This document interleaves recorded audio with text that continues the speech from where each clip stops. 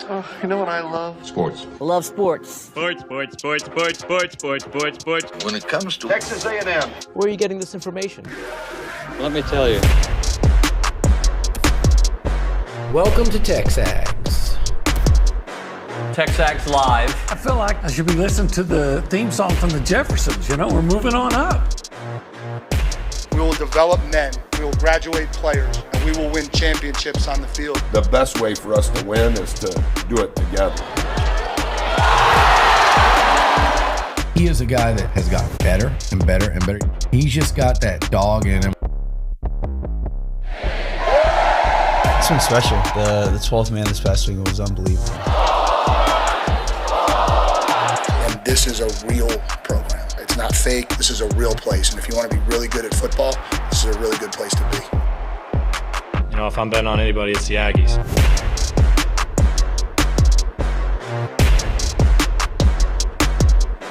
Buchanan.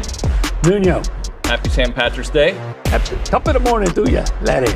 Was that a Latino Irish guy?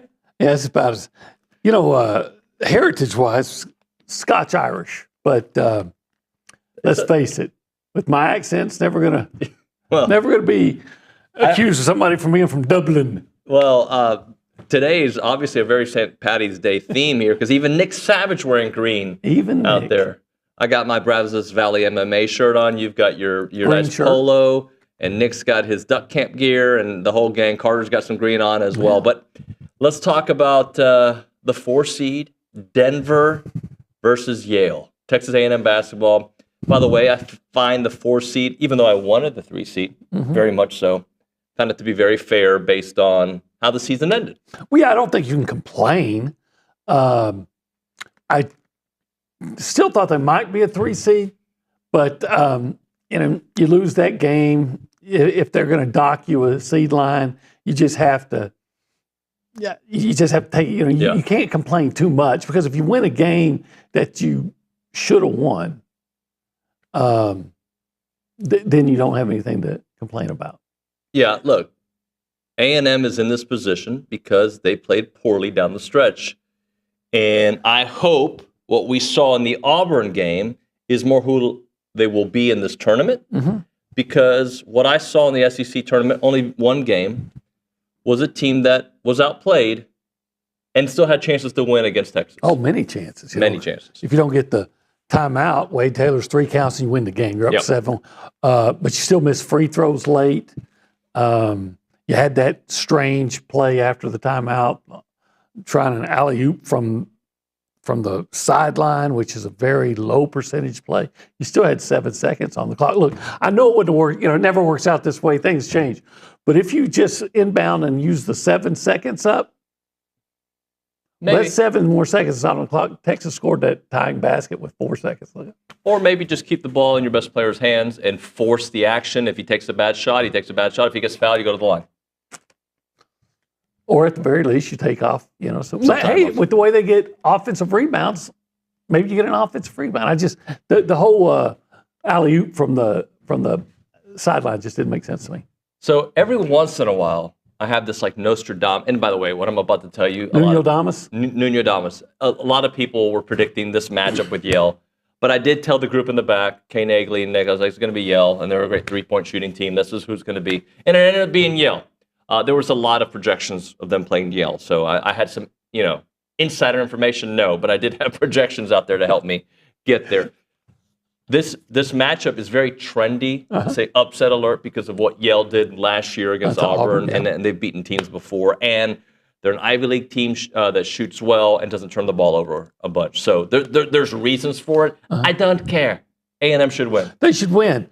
By the way, Richard was proofreading my column last night, calling me up. Can you explain what you mean? Why you're calling Yale Eli's?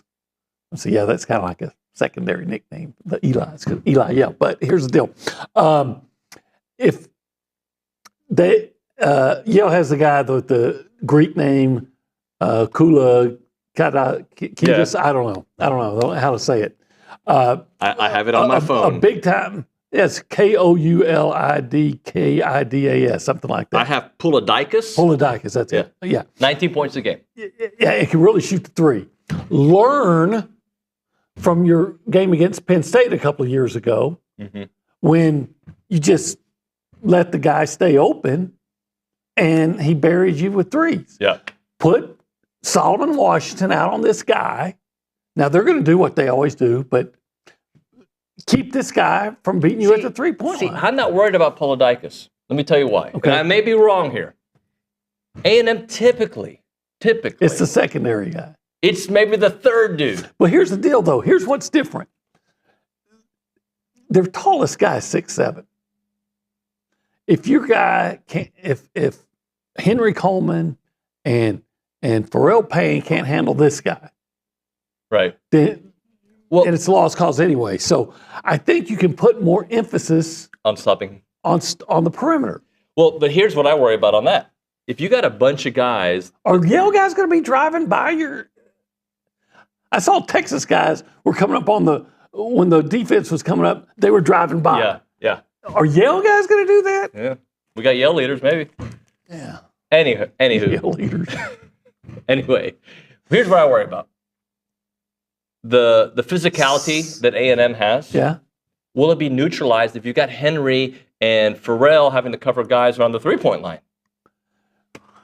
Well, if it's me, they're not at the three-point line. That's what I'm trying to get at. It'll be interesting to see what defense they devise up. Sure. But look, you're going to be the more athletic team. You're going to be the taller team. You're going to be the better team. The more physical team, the better team. But those Ivy League teams are smart and patient. And that's what drives you crazy. Except that A&M likes for their opponents to have to shoot in the last 30 seconds. Yes, they do. Late. So does that kind of... A&M, I think, struggles with teams that are fast in transition. Yale is not that from what I've read and seen. Mm-hmm.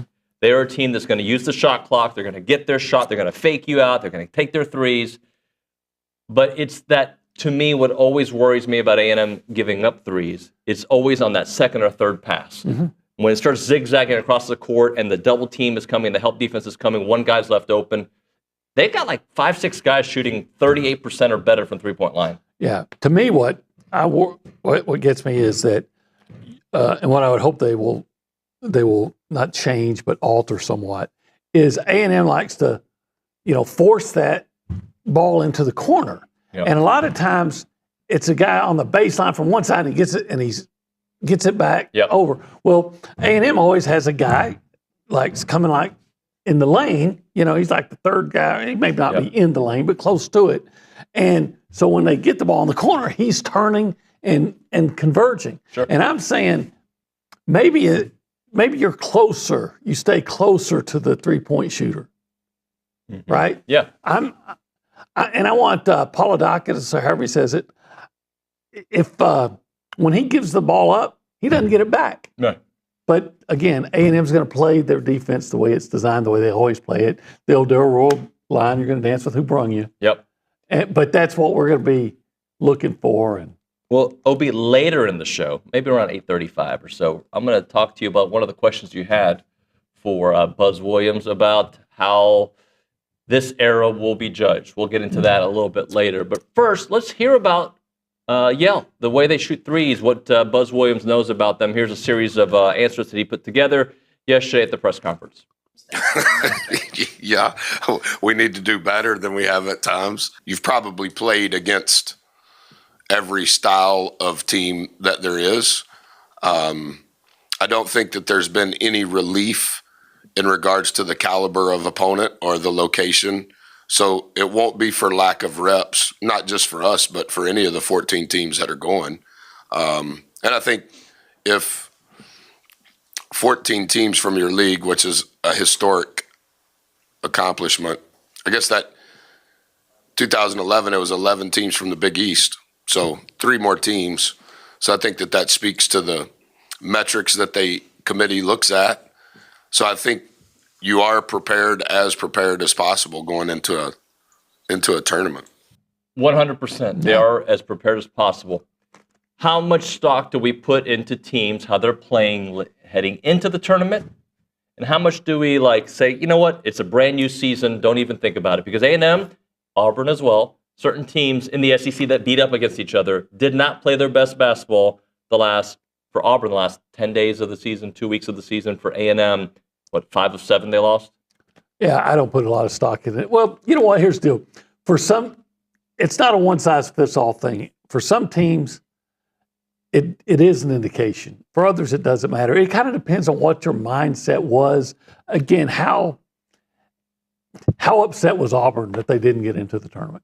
I mean, that they didn't get into the finals of the SEC tournament. My answer is not at all. But now it all matters. But what was a few years ago?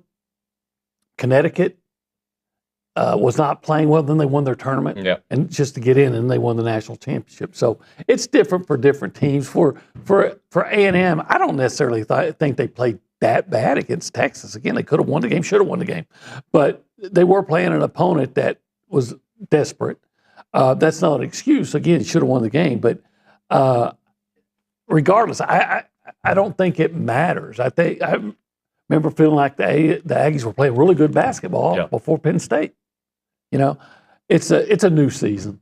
Well, and we did a luchador yesterday. It's funny because we got a few days to break down this game against Yale, and we're going to find reasons that A&M should demolish them. We will find reasons to be extremely scared of Yale because we did it with Nebraska last year. We did it with Penn State the year prior. And then they demolished Nebraska. They did demolish Nebraska. But Penn State demolished A&M. Yeah, we thought it was going to. I thought that was going to be an easy win. I did too. Well, but I remember in our prep leading up to it, I was like, this team can shoot the three. I didn't think they were going to shoot the three that well.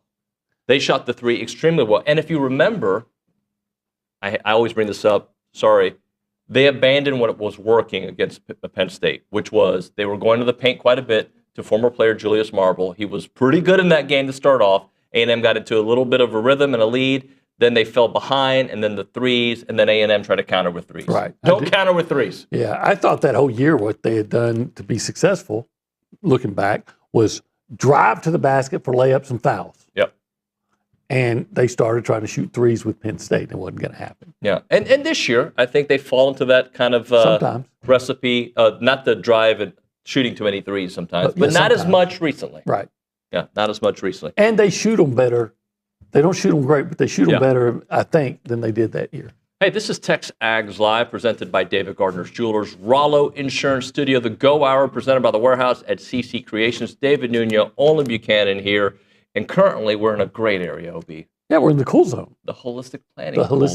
Planning cool zone. It's pretty cool to be here. Yeah, we're going to have our own holistic planning cool zone in Denver in a couple of days.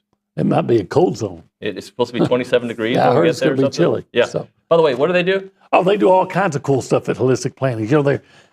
What's cooler than making money? Nothing. So they're going to help you invest that money so you can make more of it. Taxes, what's cool about taxes? Nothing. But what is cool is getting as much money as you can back from your taxes. And then estate planning, so you'll have money when you're older and not working and do all kinds of cool stuff. And one of the ways you can get that money for your estate is by investing in pro sports. If you want to invest in pro sports, now's the time to do it. Investinprosports.com. Let the folks at Holistic Planning help you out. If you want to be a part of the conversation, call us up. You can vent. I know there's some baseball to talk about. You could be excited about basketball. There's a lot to get into. On Wednesday, we won't be there, unfortunately. Coach Elko's having his spring football media session. So there's that to talk about. A lot to talk about here on TexAgs Live. Again, you can call us up on the Buffy's Catering Hotline, 979-693-1150, or text that number as well. We go around the room. We say hi to the people. Nick Savage is behind the glass. Nick, good morning, buddy. Howdy, good morning, y'all. What's up, man? Oh, nothing much. Like y'all mentioned, kind of a rough weekend for baseball. Just got to sweep that one under the rug and move on, I think. Speaking of sweeps. Yeah, oh, my. Good one. Love it. Aggie basketball, don't love the draw, but I definitely see it where they make it into the Sweet 16. And where do they go? They go to Atlanta, right? Oh yeah, that's right. Atlanta. Yeah. Atlanta. So I could see that. And Aggie maybe taking on softball. Auburn. Are you kidding me? They get a sweep on the road, make up for a couple losses here at Davis Diamond. Kay mentioned it in a tweet. It's important to win road series, but getting a sweep on the road is a big deal in the SEC. So happy for Trisha Ford. That's why I said speaking of sweep, but you weren't referring to the baseball team getting swept. No, I was actually talking about. That's where I thought he was going. No, I was talking Trisha Ford. They got the sweep on the road. Right. Congratulations, great job, ladies. Yeah, Let's go to the Angry Elephant News and Social Center. Aggies gather at the Angry Elephant. And by the way, I don't have all the particulars yet, but a guy named Bronny and a guy named Nuño are going to be at an Angry Elephant, not in the College Station area, not in the Bryan area, not in the Houston area, not in the Dallas area, another area. Can't say where. Pretty soon. Pretty much through process of elimination. You can figure it out. We're going to be there, I believe, Final Four weekend. Just saying. ¿Qué? ¿Qué? ¿Cómo? ¿Qué pasa? All right, sorry, accents. Let's go to the Angry Elephant Youth and Social Center. Carter, what up, buddy? I was actually picking up what you were putting down about the sweep comment there. Thank you for, I was trying to go positive. I like that. When they go low, I go high.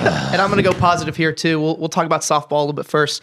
Obviously, with that sweep against number 22 Auburn, Emily Kennedy threw a one-hit shutout in a 3-0 win on Sunday, securing the sweep over number 22 Auburn. It's her 8th complete game this season, throwing 96 pitches, 60 of them for strikes. Kennedy went 2-0 on the weekend, totaling 15 innings and 14 strikeouts. Amari Harper had a nice few games, finishing the weekend 5 for 7 with 2 home runs and 5 RBIs. And Trisha Ford earns her 500th career win. Aggies host number 23 Bama in a 3-game series starting on Friday. So let's keep the ball rolling. Let's keep it rolling. Thank you very much, Carter. Appreciate that. All right, we'll do this. We'll hit a break. We will talk some baseball. We will then do some basketball. We will then do whatever we want. Okay? That's what we're going to do. If you want to be a part of it, you know how to do it. But baseball's got you in the blues, right? Yeah. Okay. Yeah. Basketball's got you thinking maybe, but got to see it. Football's got you thinking maybe, but I got to see it. Yeah. What makes you say yeah? Oh yeah. 1775 barbecue. How did you know to go there? How did you know? Because whenever I want to feel good, yeah, and when I want to eat good, yeah, it's 1775 comes to mind because I like barbecue. You like feeling good? I like James feeling Brown? good. I don't feel good right now, but if I went to 1775, I'd tell you I feel good, and you'd say, "Well, I knew that you would." Well played, sir. I got to give you props there. We can't go this week because we're going to be in Denver. Yeah. But if we could go this week, we would go. Yeah. And we would eat a lot. We'd eat succulent brisket. We would eat the sausage with the jalapeno and cheese in it. Yeah. Even though you can get it the other way. Just plain. I would get the pork ribs. Yeah. Queso mac and cheese. If I decided to watch the weight a little bit, maybe I'd get some of that turkey. Yeah. Turkey's really good. Yeah, I like turkey. That turkey, I could gobble it up. Yep. By the way, they're open Thursday through Saturday, 11 a.m. until they're sold out. Online ordering turns off at 10 a.m. The website is 1775txbbq.com, or you can call them up, 979-492-6241. It's 1775.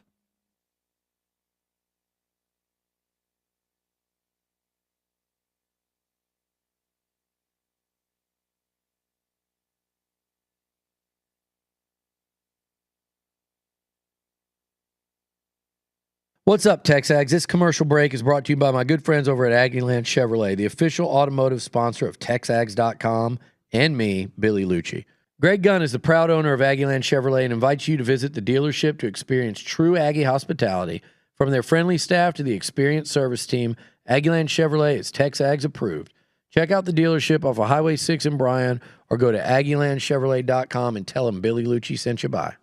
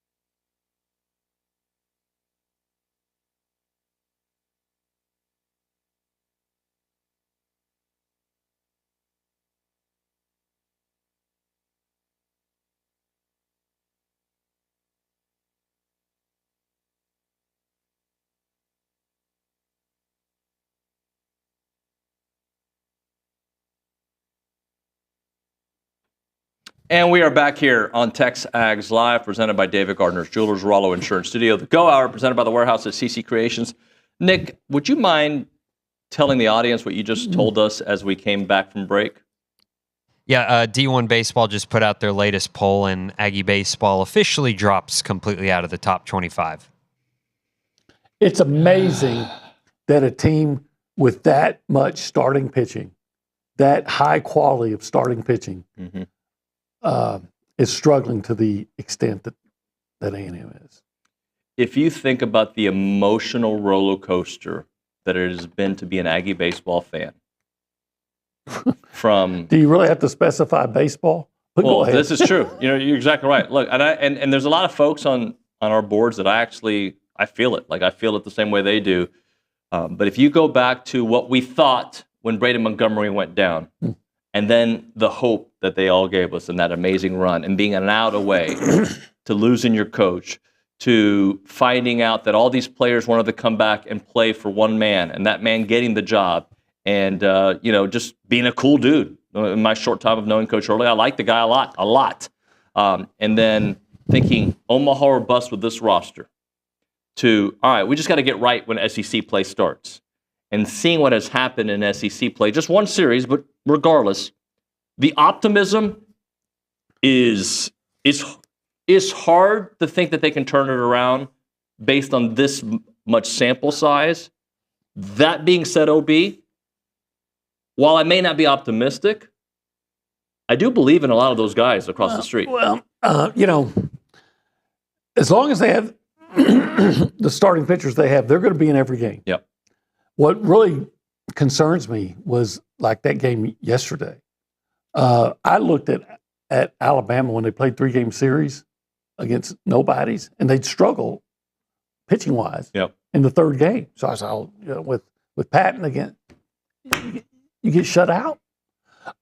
6 total runs over the weekend. So, that's just ridiculous. They should be scoring at least 6 runs a game. Now, I'll give Coach Earley credit for, trying to juggle the lineup some and getting guys that aren't producing, dropping them a little bit in the order here and there. Looks like they're trying to run more, but I think they need to run even more because you got to manufacture runs. Yep. If you're going to sit here and think that last year's offense is going to suddenly reemerge, I think you're just barking up the wrong tree. And by the way, and this goes for all sports, not just baseball, but damn it, if a coach is just going to go by what the analytics tells him, then you don't need a coach.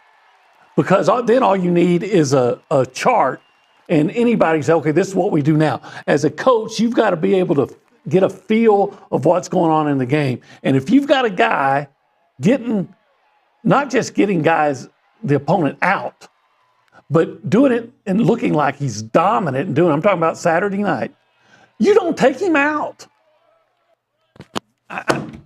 Especially when you've got a bullpen that has been a problem. And I got a guy getting guys out, and I'm going to take him out. I don't care if it's a left-right thing. Does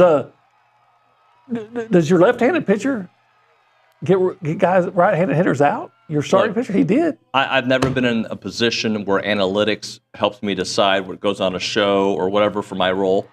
I think analytics are great as a guideline. A guideline, thank you. You glance and go, right? Yeah. But the analytics tells a football coach, hey, it's 4th and 2, you go for it. But you know what? The analytics doesn't know that that's a badass defense. Right. Or we've been getting blown up on short yardage plays all game long. Right. Or our best running back is hurt. So if you're just going to go with whatever analytics tells you, then I don't need you as a coach. All I need is somebody that can read a chart. Well, I really hope basketball does well this weekend because the morale of the big three right now is, even basketball, who's got one of their highest seeds ever, I feel like the morale for this fan base is very low right now. Well, I think it's an untrustworthy feeling. You want to trust them, but then, they lost that game against Texas, which, again, it's a new season. I feel like I personally, and maybe I'm too close and I'm starting to get too optimistic, but I personally think they're going to advance to the second weekend. Yeah. I do. I'll be surprised if they don't. I know Richard has watched a lot of Michigan games. And I remember having a conversation with him a couple weeks back about Michigan. There were some questions about Dusty Wolf just not that long ago. That all being said, you got to take care of business against Yale. And this is about Aggie baseball, but follow me on this. You got to take care of Yale, and then we'll worry about Michigan or UC San Diego. But the reason I said the basketball part of it is because of the feeling right now. I love coming to work when there's just something exciting to talk about. There is something exciting to talk about. It's called the NCAA Tournament with not a favorable matchup, but yeah, you're a 4 seed against a 13, right? And you're going to a cool town, right? Baseball, I wanted something to feel good this week. I wanted to take 2 of 3 from Bama. I thought they would. Or at the very least, all right, you lost those first 2, a couple ninth inning disasters. Let's just win. Let's win the third one to feel a little bit better.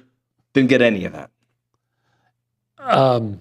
Yeah, I'm watching some guys out there, and I got to admit that some of the guys out making play or not making plays out in the field, you're like, you're a big time college baseball player and you can't make that play. Look, you got it when you're struggling to hit, you can't afford to miss to boot the routine grounders. And when a ball is hit out to you, did you see maybe the best defensive play you're going to see all year was, I think, Saturday, Jace Lavalette running from center field into right field to make a diving catch, hitting the wall. Where the hell's the right fielder on that? He would only had to move 20 feet to his right. Jace is having to run all the way across. Somebody says, well, the sun. Well, I guess the sun went behind a cloud when Jace went after it. Nick, you're a baseball guy. You've called the games. Well, when stuff like that, like the center fielder is going to get, and obviously Bronny can explain this way better than I can, but the guy center only had fielder to move gets the 20 call. feet to his right. Typically, if the center fielder calls off the right fielder or the left fielder, the center fielder is going to get the catch. That's just how I understand it. I know one guy's running about 80 yards, one guy had to move about 20. And the guy ran 80 yards and dived and made a circus catch. Had to make a great catch as opposed to one guy that could have moved to his right a few steps and made. Look, as good as the starting rotation has been, and as bad as the offense have been, if your offense is average, the season looks completely different. Yes. Just average. Because I know that the bullpens have their struggles, especially late. But if the offense is just average SEC standards, average off, they have been below average. Yeah. They've been bad. And there is no magic pill that they can take tomorrow. They're like Caden Sorrell coming back tomorrow doesn't automatically fix things, right? They've got it'll help. That's for sure. Getting Caden Sorrell back will help quite a bit. But they've got to figure something out to get manufacture runs or figure out what they're doing at the plate that's not working. We'll have Bronny on the show. We'll have Coach Earley on the show a little bit later. Let's get back to basketball when we come back, all right? Because I think the question you asked, it was a great question. I think the answer, people may be overreacting to the answer. I think the answer, I'll explain on the other side. How about that? Are people reacting to it? I've heard on social media people didn't like the answer. Okay. But I can kind of see it multiple ways. I can see it through the fan perspective. I can see it through the coach's perspective. So we'll talk about that on the other side. Right now, we're going to try to keep water local. If you care about this community, I know if you listen to this show, you certainly do, and you care about your children's future in the Brazos and Robertson County, you need to make sure that you think about keeping water local at keepwaterlocal.org. Water is truly the lifeblood of everything we love about our home, our neighborhoods, our schools, our parks, and the very quality of life that we enjoy. With facing droughts and rising temperatures, something is concerning happening out of state interests, and neighboring communities are working to take our most precious resources away from us. That's why I'm asking you to consider supporting Keep Water Local, coalition of your neighbors, local business leaders, and community voices united with one purpose, protecting our water and our future. If you're a parent raising kids here, or you just have land out here, you've got to understand that preserving the Aggie spirit means sustaining our farms and operating with that have been operating for generations and ensuring businesses can thrive for decades. And all you have to do is visit keepwaterlocal.org to click and get involved today. Together, we can ensure water stays where it belongs, right here in our community, supporting our way of life for generations to come. KeepWaterLocal.org.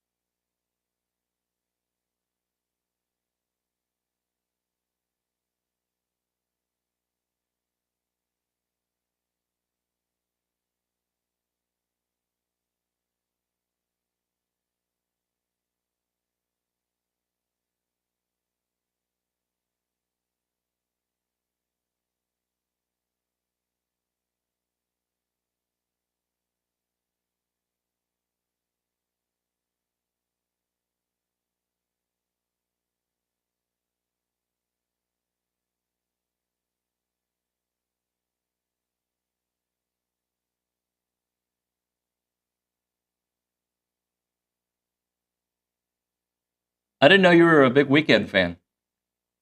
Oh, I enjoy my Saturdays and Sundays. No, the singer of the weekend. If that's the weekend, I'd rather work.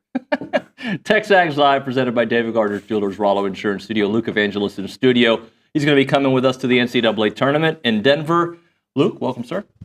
Thanks for having me, David. Why was that an awkward exchange between us? I don't know. I didn't know what to say in exchange for what Thank you, started sir. with. Appreciate the opportunity. Yes. I had nothing to do with it. I'm very thankful, and yes, I'm going to get to work very hard and eat more hot chicken if they have it. Well, I'm not going to participate in that game. They don't. Denver's not really known for, like, obviously hot chicken, but they do have a place that's world famous for mountain oysters. Okay. I think I'm good. I think I'm good. You know what mountain oysters are? Yeah, I know what those are. That's what we're going to do next. We're going to have him eat. I think that's more obese speed. Oh no, than that's mine. absolutely. You're the food guy now. We let you eat them. Didn't we have this discussion on the air recently? I feel like, or was this off air about mountain oysters? No? I don't know. But, am I just your punching bag? Is that all I am, to where you make me eat the bad food, the crazy food no one else wants to eat? Yes. All right, let's get on track. So, Olin, you don't have your headphones on, but Olin asked a very good question to Buzz. Nick, we have the question part of the whole bite, right? Let's listen to the question and answer from Buzz, and then I think we can all kind of weigh in on it. The ultimate success of this team in this season is probably going to be judged on what happens in the next 2 weeks. Is that unfair, or is that just life of a basketball coach? Yeah, I don't ever judge it like that. Just like I told Chris Lowe last week, I think fans have a tendency to do that. But I think when you're living through all of the things that you mentioned, the sustainability of all of those things are what, to me, proves the substance of what you are. And I think we've done that. We still want to do well in the NCAA tournament, but I would not suggest, nor do I feel as a coach, that it all should be based on postseason. This is my 11th NCAA tournament as a coach, but when you start talking about 33 games, 32 games, and when you get above that, obviously you're talking about postseason. I think all of that success led to this moment, and now you just want to build on it. All right, so I got my thoughts on that, Obi. I don't know if you do. Luke, you were telling me yesterday, social media, they kind of reacted to that soundbite. Yeah, well, I mean, I think what Buzz said about being judged on the program that they've built over the last couple of years and not just a couple games. I think what he was trying to say, the message that he was trying to say, I get it, because it is about building a program. But I think he should be judged on that and what you do in March. It shouldn't be either or. Obi, I don't think we get to choose how people perceive our success. We can have our own metrics, right? Mm-hmm. For instance, I think Charles Barkley is one of the greatest basketball players of all time. People hold against him not winning an NBA championship. I get it. I can't change the way people look at him or Karl Malone or John Stockton, right? For me, I think Charles, just watching him, makes him one of the best ever. But I understand the metrics. We can't shape what people think about him. That being said, he can think about his career however he wants. Well, along those lines, it's a team game. And I think it's stupid when they say, oh, somebody's not a great player or one of the greatest because his team didn't win. Well, where his team would have been without him? Right. Right? So that's, as far as, look, basketball coaches, Buzz Williams has had a successful run here. This is 3 years in a row that A&M is getting to the NCAA tournament and got hosed out of what should have been 4 in a row. And quite frankly, over the course of history, A&M doesn't go 3 years in a row to the tournament very often. Yep. So that is impressive. Then you look at what they did this year, the schedule they play. You beat Purdue, you beat Creighton. I think if I counted it right, and I may not, if I struggle with numbers sometimes, but I think they played at least once 17 teams that are in the tournament. Because you got, 13 teams in the SEC, and then you had Purdue, and you had Creighton, and you had Texas Tech, and somebody else. Oregon, right? So, and to play that schedule and to win 22 games, I mean, that's really impressive. Finish 5th in what people are saying is the best league ever, right? So all those things, but I think it's just a fact. Maybe it's not fair, but it's a fact of life is you're ultimately judged by what you do in the NCAA tournament. was Mike Krzyzewski looked at as a great coach because of what they did in the regular during the season or what they did in the tournament? And if I can't think of any offhand. If I had some time to really think about it and research it, I'd come up with several. But I bet you there's a bunch of coaches out there that were successful during the regular season that lost their jobs or dismissed, but not dismissed in terms of their job, but in how good they are, because they didn't have success. Shaka Smart at Texas. Yeah, well, I mean, he didn't have the success, the postseason success that he had at VCU. Look at Guy Lewis. When he was at Houston, they went to the Final Four like 3 times, and people said he wasn't a good coach because he never won it. Right. And he went to the Final Four 3, maybe more than that. This conversation, Luke, can go multiple ways. But yes, fans and analysts, we like the rank things. Coaches may not. But if you want to go down as the greatest modern era Aggie basketball head coach, I think you have to have success in the postseason. Because I think Billy Clyde Gillespie in a very short term, set a very high bar. I think Billy Kennedy, although the program was probably not as strong as it is now, had success in his 8 seasons. And Mark Turgeon had success. What's the biggest knock on Rick Barnes? Not getting deep into the postseason, except one time. But everywhere he goes, they have win. Outstanding regular seasons. But the knock on him, he only gets them to the Sweet 16. We get that sounds good to me here. I would love to. We get Sweet 16 and we're celebrating, right? Yeah. But so that's to my point. I'm not saying it's necessarily fair, but it is. A year from now, if this team with 8 seniors moving on doesn't have success in March, I'm not holding that against a coach, right? A brand new team with probably a bunch of freshmen and transfers.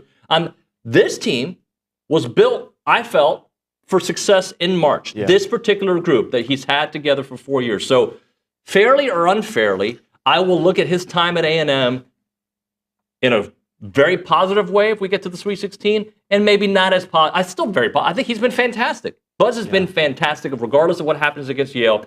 He's been fantastic at A&M. But for him to reach, in my mind, that Billy Clyde era, he's got to get to the Sweet 16.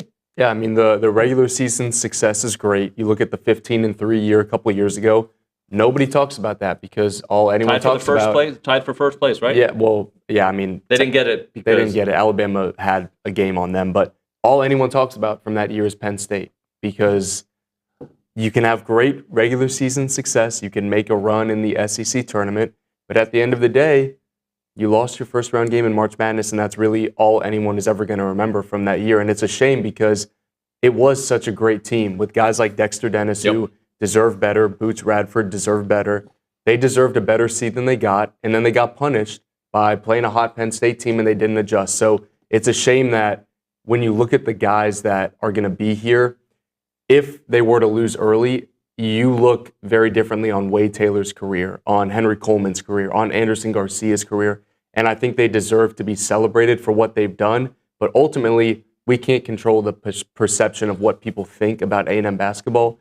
And if they were to not reach the Sweet 16, I think people are going to look back on this era as failure to reach their potential, even though they had great teams, great players, great characters, and great representatives of A&M basketball. If you don't win in March, unfortunately, people are not going to view that as But that's not just for A&M. That's everywhere. Everybody. Yeah, it's everywhere. Yeah, look, regardless of what happens, I think A&M is a quality SEC basketball program. Upper echelon-ish, like not top 3-ish, but like they're in the top 6. Top 6 for consistently for the last 4 years. And I don't know how often we can say that consistently about A&M. Now, what I think the question would be is, and Billy only had one real group. Billy Gillespie only had really one group. Billy Kennedy had multiple groups. Like, what Buzz does from here after this group moves on, what does Buzz do? I don't know if I have an answer for that, but it's going to be. But I think that's how we'll look at him. Yeah. If it's a long-term stay here, what the next group does, because I think what the next group does helps paint a picture. But this particular group, if they don't get to the, in my assessment, if they don't get to the second weekend at all, then it's a bit of a disappointment. Yeah, not a super disappointment, a bit of a disappointment. When are you ever going to have 8, let alone 3 or 4 seniors, let alone 8 that have been with this program for so? And I know they added in C.J. Wilcher and Zerk Phelps. Fine. 6 seniors that have been with this program for multiple years. You look at the 4 or 5 guys that have been here for like all 4 years. When does that ever happen in this era? And it may never happen again. And it may never happen again. And so, you got a guy that you just put his jersey exactly. up in the rafters. You will have had, might be the best player of all time. Yeah. And don't forget the kind of player that like Anderson Garcia is and Henry Coleman is. And this is the year that you need to By the way, go places you haven't been. We got to hit a break here. I want to do some more with you. But the way we judge Buzz is still the same barometer we're going to judge Wade by, right? Yeah. Like for Wade to be past AC law, success in March has to follow. Yeah. Right? And that's, I think that is fair if we're doing a hierarchy. Doesn't mean that this era wasn't uber successful. All right, we'll hit a break here. Bird Dog time. They're an Aggie owned and operated company creating access to hunting opportunities. If you're into hunting, reach out to Jonathan Lusk and the team there at Bird Dog, and they're going to hook you up, doing all the logistics for you. They're an Airbnb for hunting experiences. They're fantastic. I'm talking about you can have concerts added on, you can have a private chef, you can have them orchestrate the entire thing so you and your buddies can just enjoy fellowship, hunting, and good times, right? That's what they can do for you. If you're a landowner, they can get those hunters on your land and make you money that way, but they can also find you tax benefits that you have not thought about. There's certain tax exemptions that they can find for you as long as you're running cattle. You don't have to run hunts on your land. If you're running cattle or farming at all, they can find that. Some of their clients are making an extra $100 to $500 per acre of land. The website is birddogit.com. That is birddogit.com. Check it out.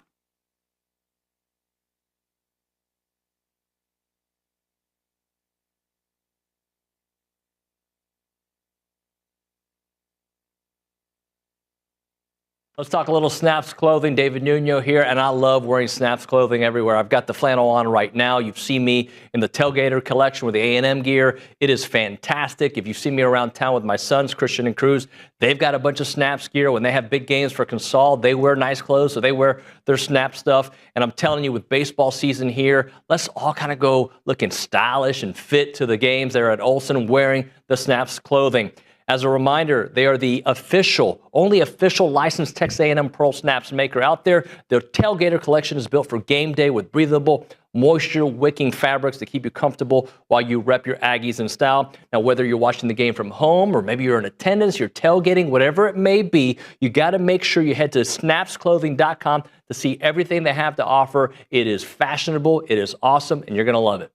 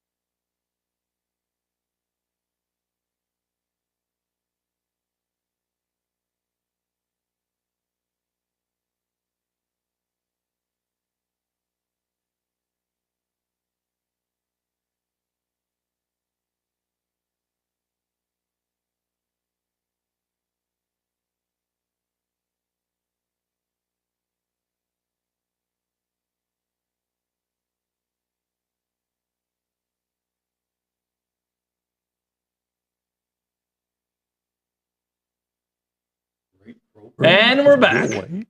What he did TexAgs LSU. Live, presented by what David did Gardner he Jewelers. They were great. That's it. They were great. We're on the air. What are we arguing about? Yeah, Don't tell them. Anyway, Go Hour presented by the Warehouse at CC Creations. All right, I know we did a little bit of it on the Luchador, but this matchup, the easy thing to point at is the 3-point shooting. Yeah. Right? Let's go a little bit deeper, because the other thing that I worry about is they don't turn the ball over a lot. Now, they're not taking on defenses like A&M, but they do not turn the ball over a lot. They are a very efficient offense. That being said, Luke, I feel like I'm talking like a fourth grade teacher using my hands. That being said, they also use a lot of the shot clock, which might play into A&M, because A&M, I think, struggles more in the transit when teams are fast and up-tempo. Yeah, Yale is very well coached, very put together, very fundamental basketball team. And yeah, they can shoot the three. They shoot 38%, which is top 10 in the country. But the thing is, they don't live and die by the three. Like, obviously, they took 23 shots, 23 threes against Cornell. They made 13 for 56%.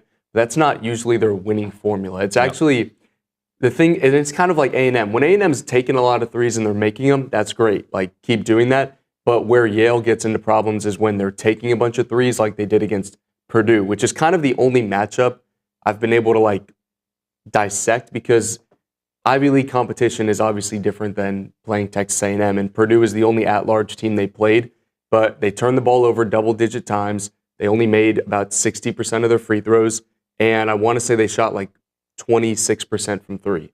So when they're taking a bunch of threes, they're taking close to 30, and they're only making 6 or 7. That's good for the team that Yale's playing, and I think a team like A&M can overwhelm them defensively. You look at what Yale did last year, and this is why I think everyone is nervous about the matchup, or not everyone. Some people are nervous about the matchup, is they beat Auburn when Auburn was a 4. That was a different Auburn team than the one this year, and Chad Baker-Mazara got ejected 5 minutes in the game, so it was a different Auburn team. It was a depleted Auburn team, and Baker-Mazara, obviously, as we know, is a major key for Auburn, as he was last year. And then this year, Yale has a better offense by about 5 points on KenPom, and their defense is worse. So I think that actually works in A&M's favor, because what do you trust more from A&M, their defense or their offense? I would trust A&M's defense to go limit Yale's offense. That Wolf is no longer at Yale. Yeah. That's a huge deal. He's at Michigan now. Yep. They want a rematch. Sure took a nice sum of money to go there. I think it's going to be just like it was against Texas and some other teams. If A&M loses that game, they will have done something that helps their opponent.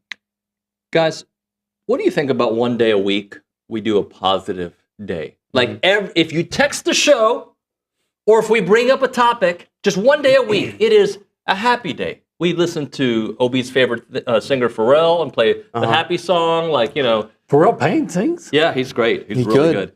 Like, make it a happy day. Do you think we should do that? Implement it once a week? Yeah. No. Yeah. All right.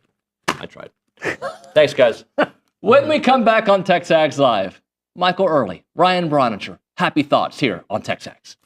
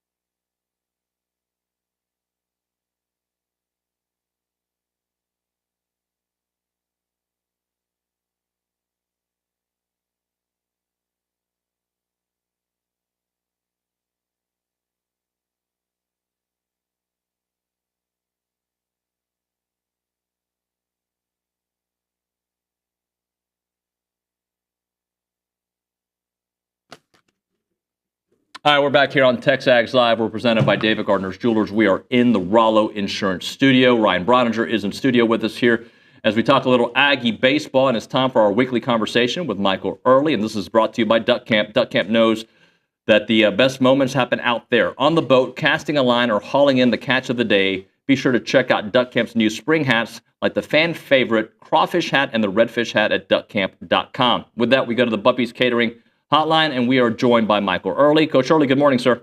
Good morning, guys. So obviously, Coach, the start of the season has presented some challenges and some hurdles. How do you kind of characterize the difficulty that it's been keeping the team's mindset pointing in the right direction? Yeah, I mean, it's tough for sure. I mean, it's not ideal, and it's really tough when you're not just going out there and getting ran off the field. You're going out there and losing close baseball games, which I think shows the character of the guys on the team and the resilience they have, and that has to continue. So, I mean, the message is keep plugging, don't quit. There's none of that in that locker room, and I think you'll see that by our play the rest of the season, regardless of what happens. So it's definitely tough. I mean, you lose 3 close baseball games, and then kind of where the little bit of a hole we put ourselves in, makes it hurt where it always hurts. But it's tough. I mean, tough. No one's more disappointed than the players, and but just gotta keep rolling. Coach, when you're obviously kind of strapped for time at once the season gets going, and this week you've got a Tuesday game, and then you go to Vanderbilt, start that series on Thursday. But if you had more time, what would be some of the things that you would be spending the vast majority of if you could pick one element that, hey, we really got to hammer down on this from a coaching perspective, is there an element to the team that you would like to spend more time on? I mean, I'd like to hit better. I mean, I like to, hit strikes better, and it's just we're strapped on time, and not only are we injured with guys out. I mean, there's guys playing with injuries, which is everywhere across the country. But it's tough to like the day like today, you want to do something, but I mean, number one, you have to have an off day this week, and it's just literally guys are just too banged up to do it. So I think that aspect of it would be the major thing. I mean, from we're continue to crush them on defense, but it gets to a point where you do that to a point where you can't get someone hurt. And, it's been fairly okay. I mean, that stretch, and then, Saturday was bad, and then one error yesterday. But I think the simple fact of the matter is we got to hit. Like, you have to hit, and we're not doing that. Well, it's a combination, right, of you're not getting on base and you're not slugging. You had 11 hits on Friday, which I like the offensive plan Friday. I thought you guys were in a good spot, and 11 hits, but only 3 extra base hits. And you go back and look at the series, and what Bama was able to do in the slugging department was one of the biggest differentiators, I thought. So when you start talking, I know your philosophy, but what I'm interested in as a coach, and especially when things aren't going well, that's when I like to talk to coaches, is because that's when you have to hammer home kind of your main points for hitting. And so is that something that you can get in the cage this week, or is that something that's going to take live bullets? I think it's going to have to be a little bit of both. I mean, I think live is going to be the best way to figure it out, but it's, it's just hammering down on and simplifying and what is your each individual approach, and not making it bigger than it is. And you're right. I mean, philosophy doesn't. It's like the guy yesterday. I mean, he's throwing strikes, and it was just very, to me, hittable.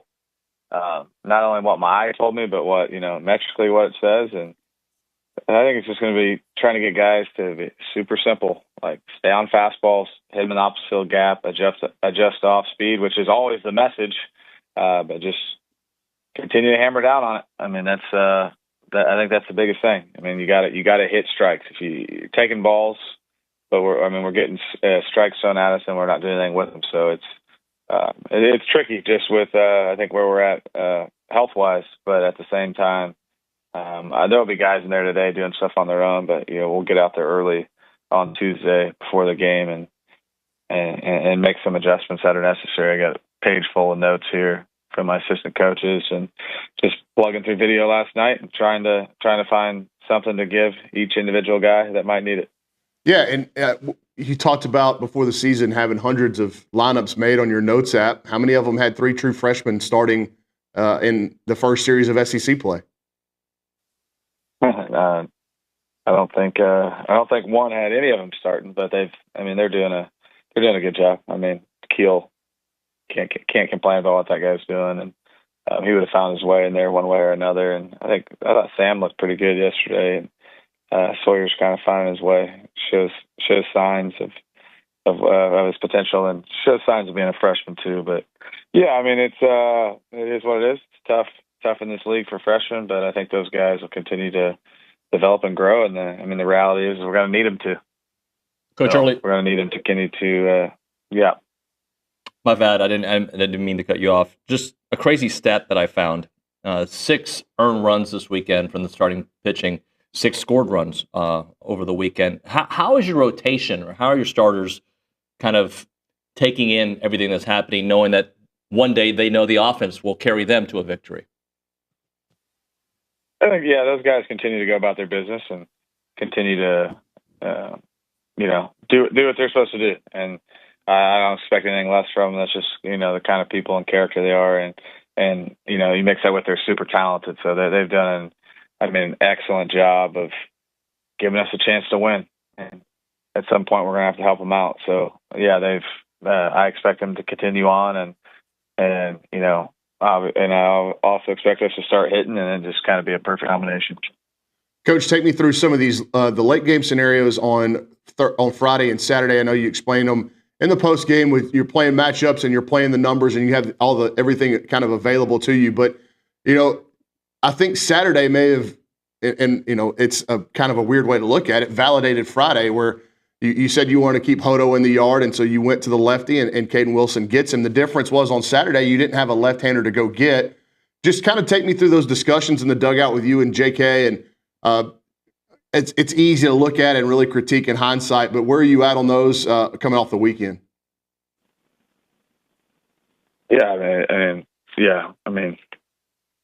Obviously, after something doesn't work out, you always rethink it. But in the moment, we liked every matchup, and not that I wanted Hodo to hit a home run off Luke Jackson to validate taking out the day before. You know what I'm saying? And I don't know. It's one of those things where you go with what you see and what's on paper. And we liked Rudis' slider against I can't remember who it was. Norton hit the homer, and then coming out, we had one lefty down there, McCoy, but it was like you feel like the day before Luke.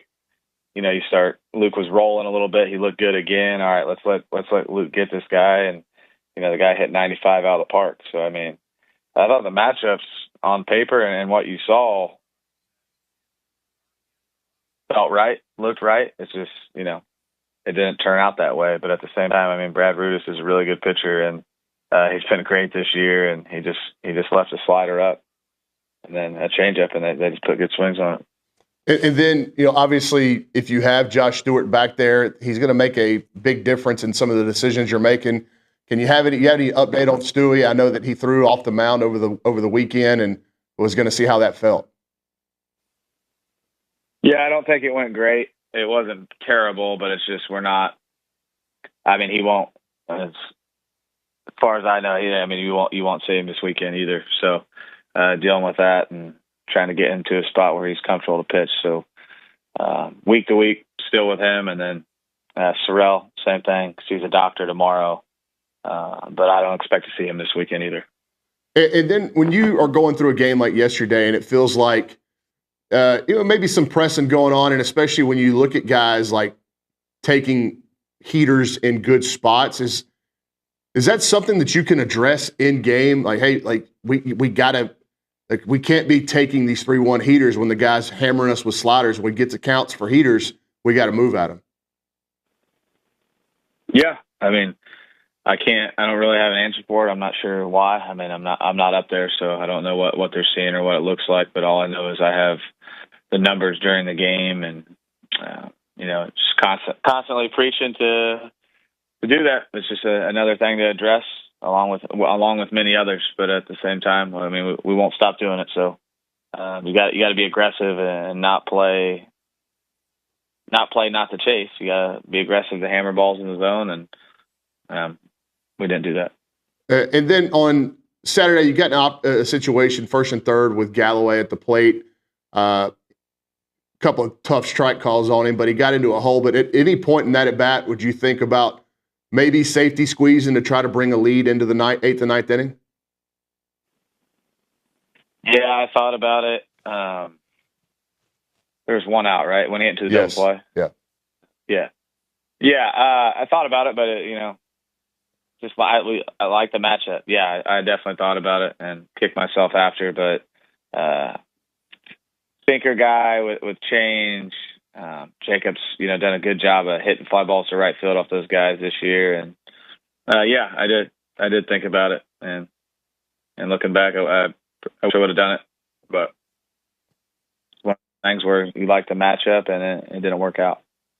Coach Earley, how much do you pay attention to what's happening around you in the conference, and understanding that you started the SEC play in a hole? Do you just focus on the next task at hand, trying to take care of business this week, or do you actually start thinking about like our place in the conference? Yeah, I have no idea any of the other scores from anyone else this weekend. Like, truthfully, I have no idea who won or lost. So it's really, I think we're not even. It's a fair question, but we're not even in the.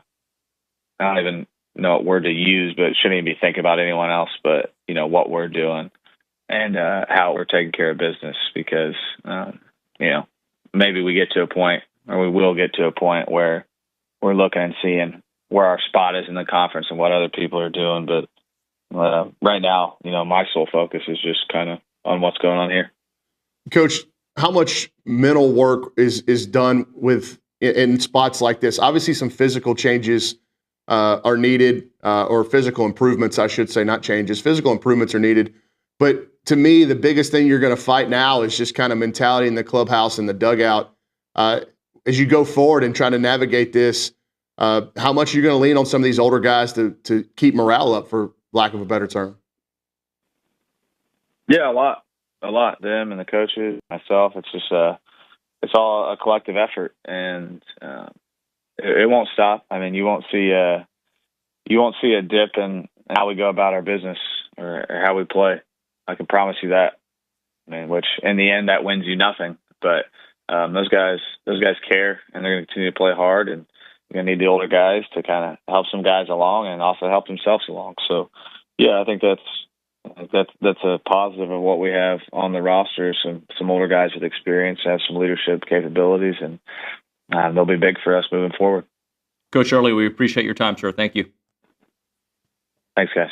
Bye. Michael Earley on the Buffy's Catering Hotline. We'll hit a break. We'll come back with more with Brawny.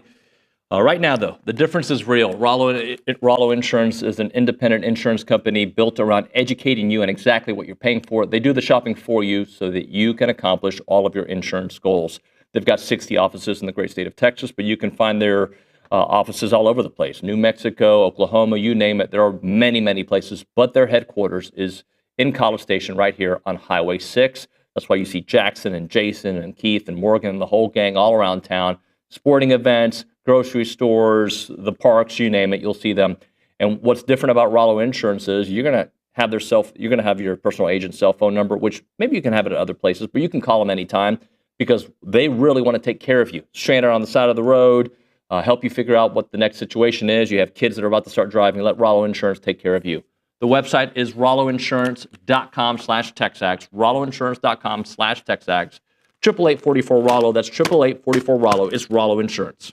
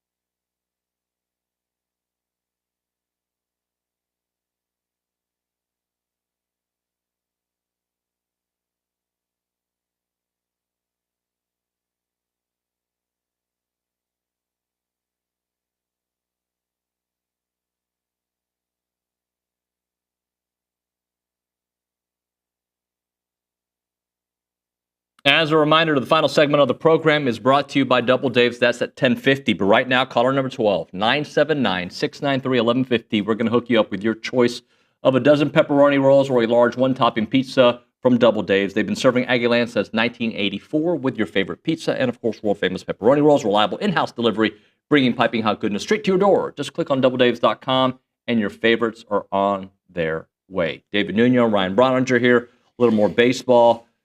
Bronny, I said this at the top of the show, and I want to see if you kind of can get with me. Look, my optimism obviously is fading, right? And it's interesting from where I was the day before the season started, from, Omaha or bust, to, all right, let's get things figured out soon, to, okay, hopefully we turn it on in SEC play, and now an SEC weekend that just passed that you get swept, and you had your chances, right? Optimism is fading. But I've also seen part of this offense play much better than we've seen. So it's like a delicate, God, I don't really have faith in them, but I'm not going to give up on them either. Yeah, you have to start looking at pragmatic solutions. And the best thing that Coach Earley said is they cannot start looking around the league at what else is happening. Like, their problems are so internal that all of that other stuff does not matter. It doesn't matter who does what against who until you start playing a brand of baseball that can at least get you back into the discussion of not even hosting, just getting into a postseason. Yeah, that's kind of, I think, as you restructure the outlook of the season right now, it has to be, one, start playing a consistent brand of baseball that is complementary to each other. I mean, outside of the starting pitching, the defense, the relief pitching, the offense, they have these wild ups and downs right now where you can't rely on it game in, game out. And, as soon as you think the defense had turned the corner and they had 60 consecutive innings without a charged error, then Saturday happens and, Barnum and Bailey show back up, and really is one of the chief functions for you losing the Saturday game is because of your defense. And, yeah, Bama had the grand slam in the ninth inning, but they don't even get there with that chance if Jay Slavolette didn't make a Superman play on the right center field gap that on a ball that really wasn't his, but he's got to go get it because Jamal George is just kind of, you could see like he wanted no part of some of those balls on Saturday. And so, part of it is the kids not making plays, and Jamal is out there in right field because he has to be. Right. And they made the change they changed it late Saturday and then gave Sam Erickson a start on Sunday. And with the way Sam swung the bat yesterday, I think he'll probably get the start in the midweek. And so 3 true freshmen will be in your lineup, and that's just not something that we thought was even feasible before the season. But that's what you're looking at, and that's what you're going to have to play with, and not a team in this league is going to feel sorry for you about it. And the thing that you have to combat right now is the clubhouse and the dugout. You cannot allow this team to start believing this is what they are. And then in the deep-seated in their brain, they're waiting for the other shoe to drop every game. Okay, this is going good, but once we take Prager out, it's going to come off the rails again. Right. Like, you have to fight that. This team has not come close to playing to their potential on any consistent basis yet. I don't think that's unfair to say at all. But you still have to believe that there's a good club in there. And there's a consistent club in there. And having the starting rotation that you do should give you some kind of belief that we can get this thing going right for an extended period of time, because those 3 guys on the weekend are going to give us a chance in every single game. And A&M's not getting blown out. They're not getting run off in any of these games. But what it does is highlight some areas in every decision in these games, because we know the margins in this league are so fine that rarely are you going to go out there and just slug your way to a victory where nothing else matters because we had 15 hits, 7 extra base hits, and we scored 11 runs. That rarely happens in this league. So you're going to be playing in a lot of games like you were in this weekend. And you got to find something to hang your hat on outside of those starting pitching that's going to give this ball club belief in those games, not waiting for when's the bad coming. Is this fair? I said it earlier. If this offense was just average, okay, just average, because I think they've been below average. Is that fair? Yeah, I think if you would go back and look at our season grades on the offense week to week, it would be below average. Yes. Okay. If they were just average, we'd still be disappointed. This team would be in a completely different stratosphere record-wise, though. Absolutely. And you're talking about a couple of key clutch hits in a few moments, and yeah, maybe you're, 11 maybe you're 15-4 or 14-5, but they're not, and they're not getting them. And so then you worry about pragmatic solutions to what I believe is a mental issue that has starting to manifest more and more in physical issues. Yeah. Like we watched yesterday, a Sunday starter from Bama who had just been okay this year.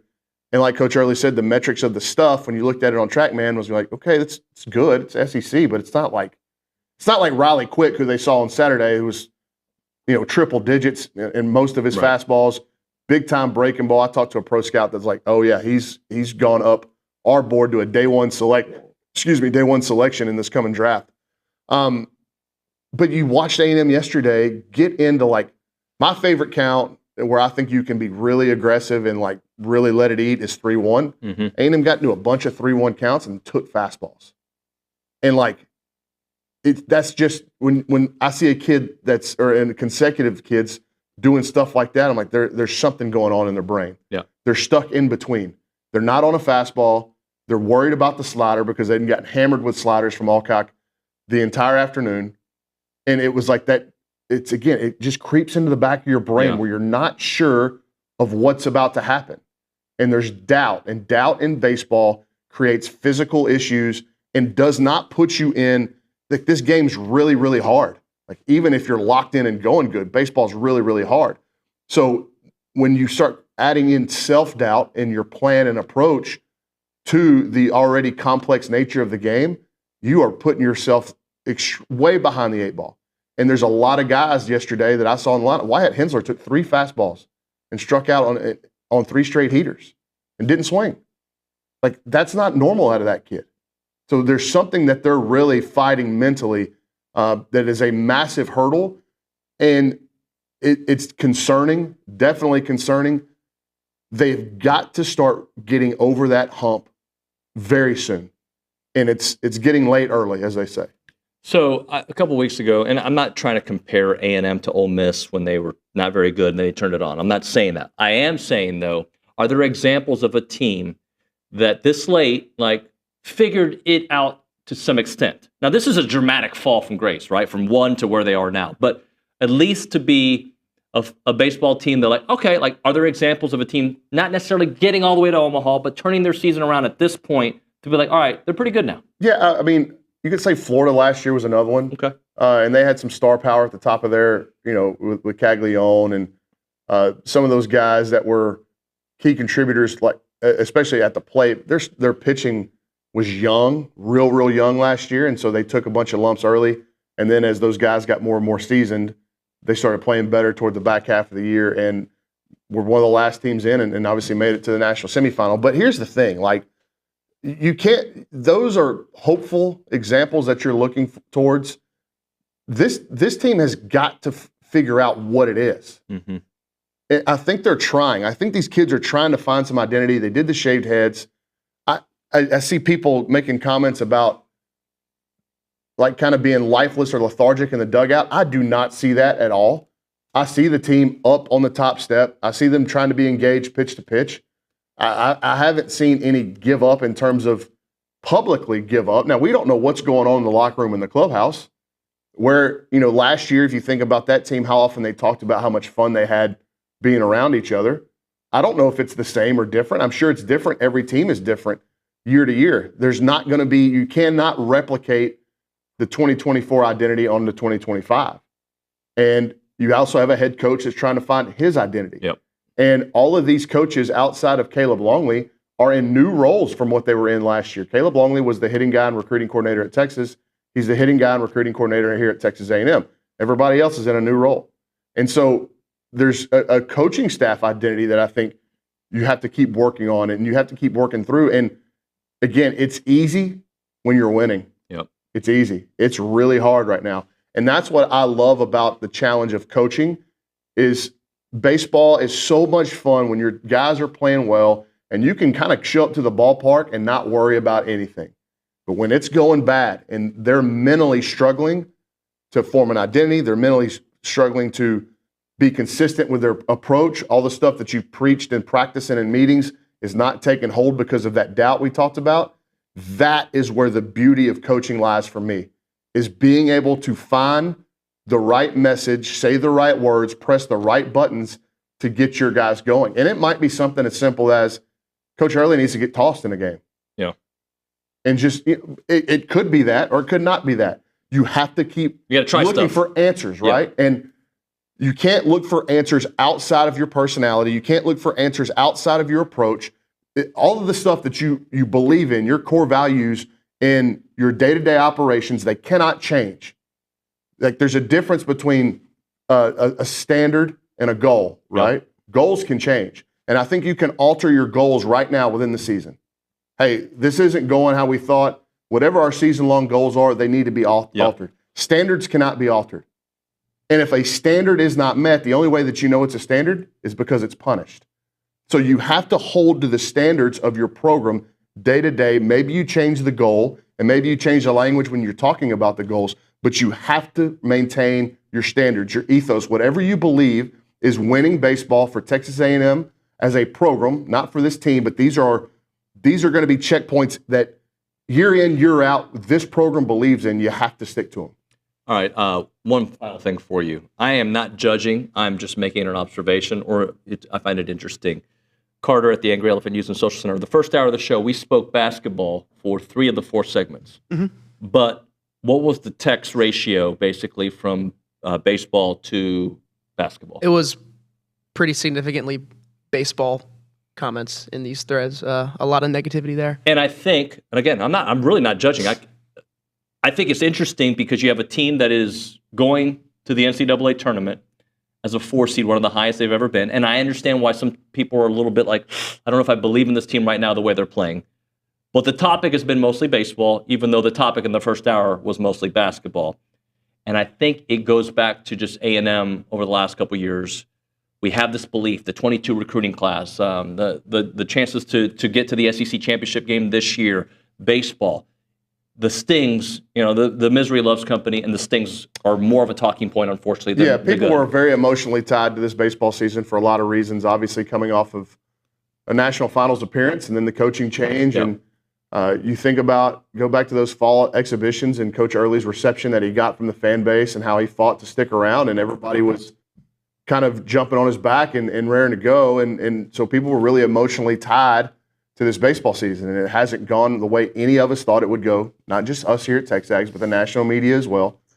It's really kind of been the inverse of what we thought would happen. And so people are upset, people are angry, and misery does love company. And that's why you see a lot of, I think, the volume of text into the show, the volume of tweets, the volume of posts on our message board. You have to let the season play out and then make an assessment on the entire thing. It's not good right now. They've got 35 more games to play. If it's still not very good at the end of it, then you take the assessment of the whole thing. But I still believe that you have to let this thing try to work itself out, or see if it does work itself out. And if it doesn't, then you talk about it on the back end. But right now, to make any definitive decisions about this needs to happen, X and Y need to happen because Z is the result, I just don't think we're there quite yet. All right, thank you, Bronny. Moment for Caldwell Country Chevrolet. You can find them on Highway 21 in Caldwell and online at caldwellcountrychevrolet.com. That's the place to go get your deals, right? If you are looking for a new vehicle or pre-owned, if you're looking for great customer service, you're looking for nice pricing and a wide selection of vehicles, you go to Caldwell Country Chevrolet. They have great commercial vehicles with service body trucks, flatbed trucks, and several medium-duty trucks for those heavier jobs. Remember, they are locally owned and operated by Aggie alumni. They have complimentary pickup and delivery for their service customers, and they have free oil changes for life of your purchase as long as you own that vehicle from Caldwell Country Chevrolet. We're talking about a 15-minute drive, the edge of Bryan to the beginnings of Caldwell. A short conversation away, but you'll see the difference when you step on the lot and do business with the great people at Caldwell Country Chevrolet. Highway 21 in Caldwell, online, caldwellcountrychevrolet.com.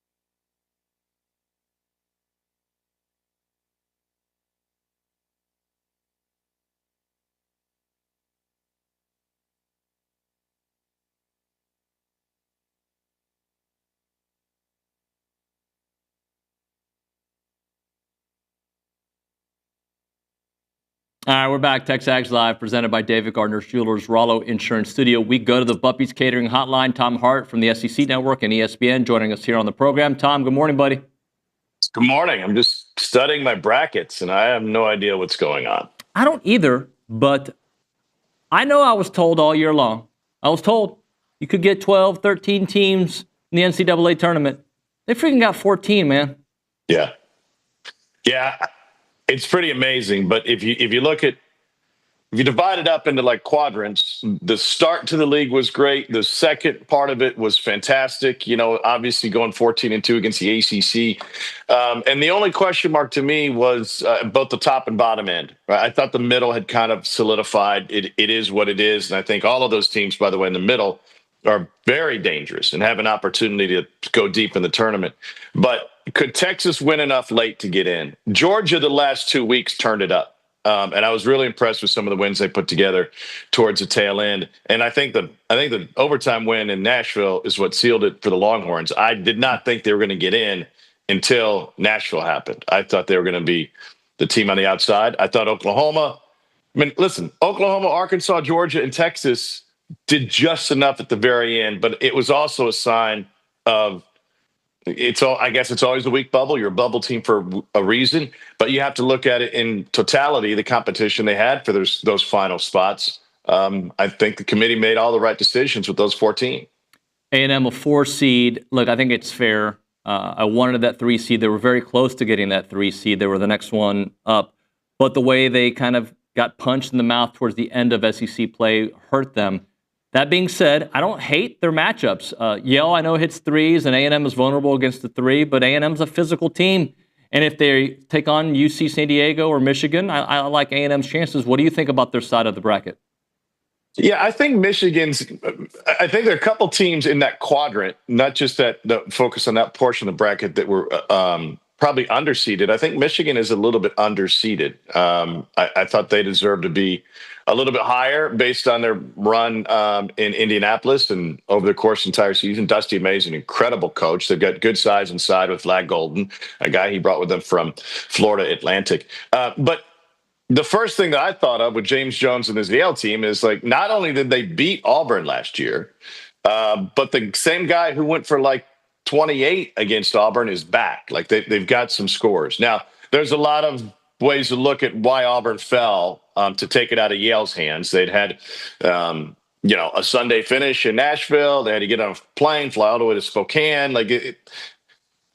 Auburn did not play well, and Chad Baker and Mazar being ejected in the first half of that game played a big role in them falling to Yale. But yeah, I think it's a dangerous opponent. They've only lost once this calendar year, and that was in the road gym of their rival when they lost to Harvard. So they're obviously a team that has experience and experienced success. But yes, A&M is more physical than 99.9% of the teams in this tournament. Wade Taylor can get a shot off against anybody. And I think the power on the inside, which was so good against Auburn and helped them to that upset, the last week of the regular season, that will probably be a difference maker for them in round 1.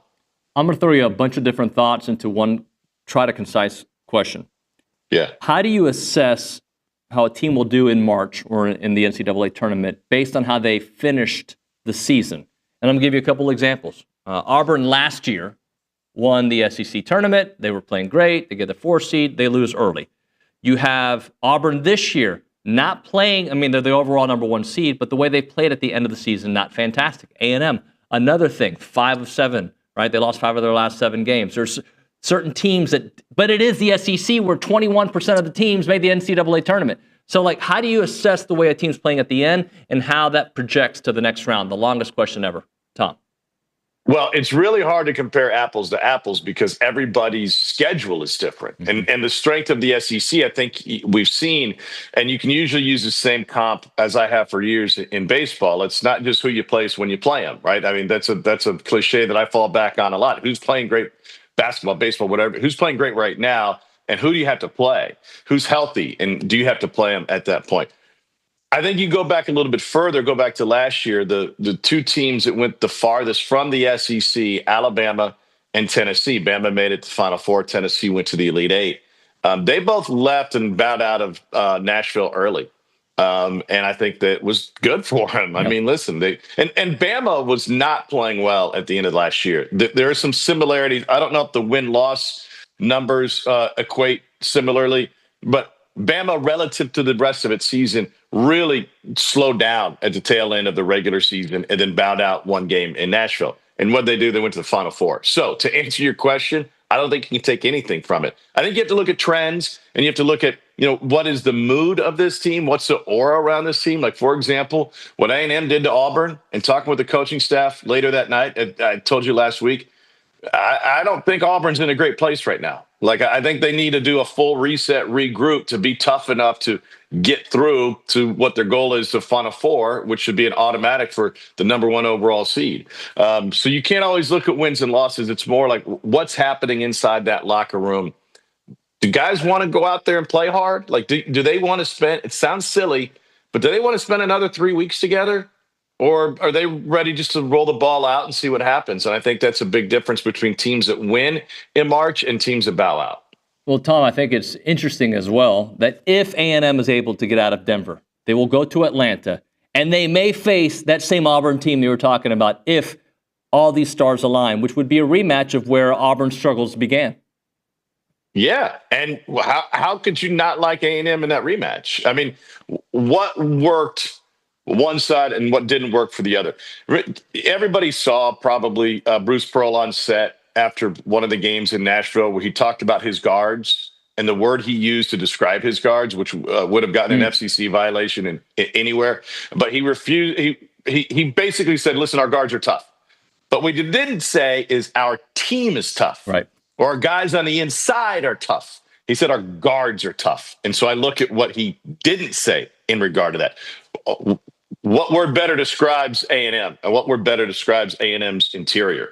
That's where you can smother Janai Broome. That's where you can muscle him. You can get him rushed when he does get the ball in his hands. You can make him force turnovers, and they're a beatable team. I think you're absolutely right to look forward to that matchup because we just saw it 2 weeks ago and A&M won.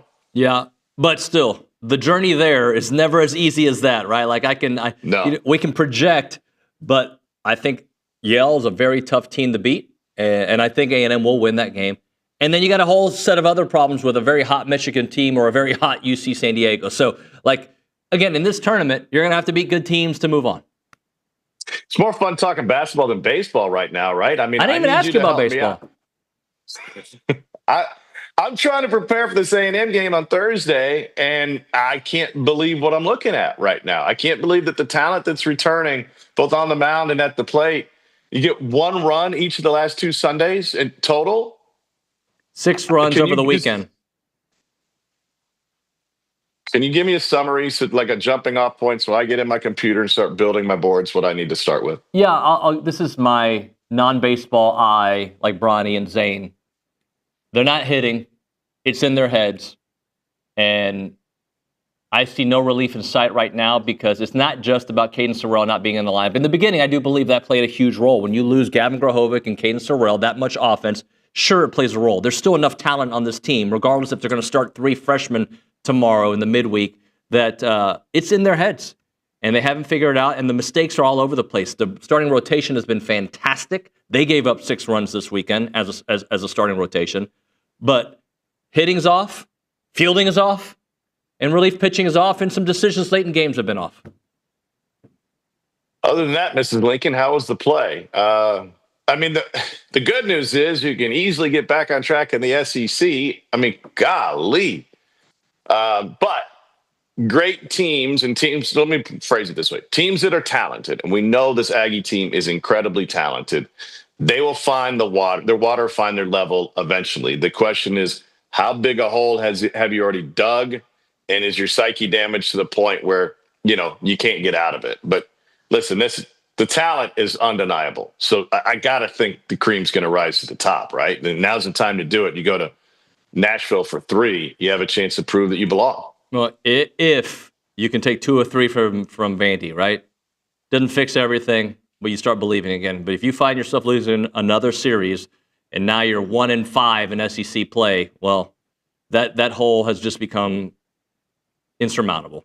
Tom, we got to drop it there, man. I don't think SEC is getting 14 baseball teams in. So no, you got to finish better than that.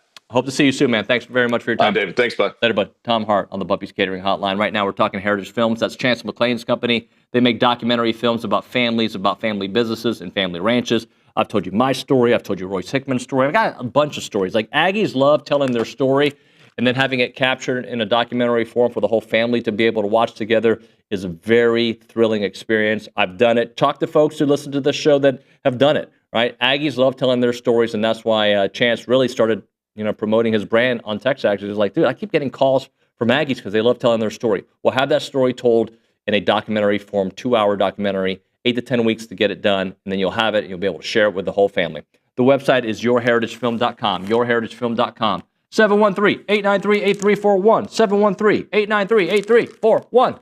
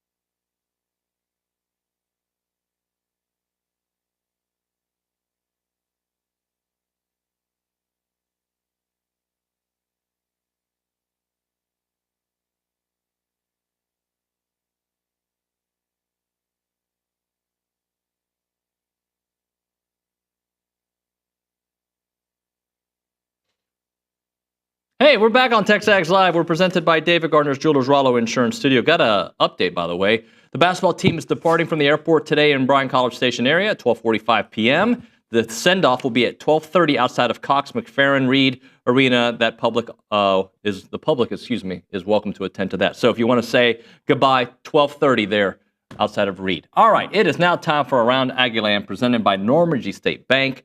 Normandy State Bank, rock solid banking. The website is normandystatebank.com. And with that, we have the Kay Naegeli. I am so excited for this week. We're going to be 'cause partying hard. Get to spend the full week with, talk about this trio, Luke Evangelist, David Nuño, Olin Buchanan. If you would have heard Obie and I's conversation, because Luke's probably going to stay with both of us at one point, and, you know, Obie doesn't go to bed as early as I do. Yeah, sleepover. But Obie does not want to be woken up. Yeah. And then I felt bad for Luke. I'm like, well, I wake up like at 4:30 in the morning like this. I mean, y'all got to do the show anyway. We got to do the show. Yeah, but his hit won't be till later. Anyway, you've got news for us. I do. Yeah, let's start off with basketball. That's the good thing happening around here.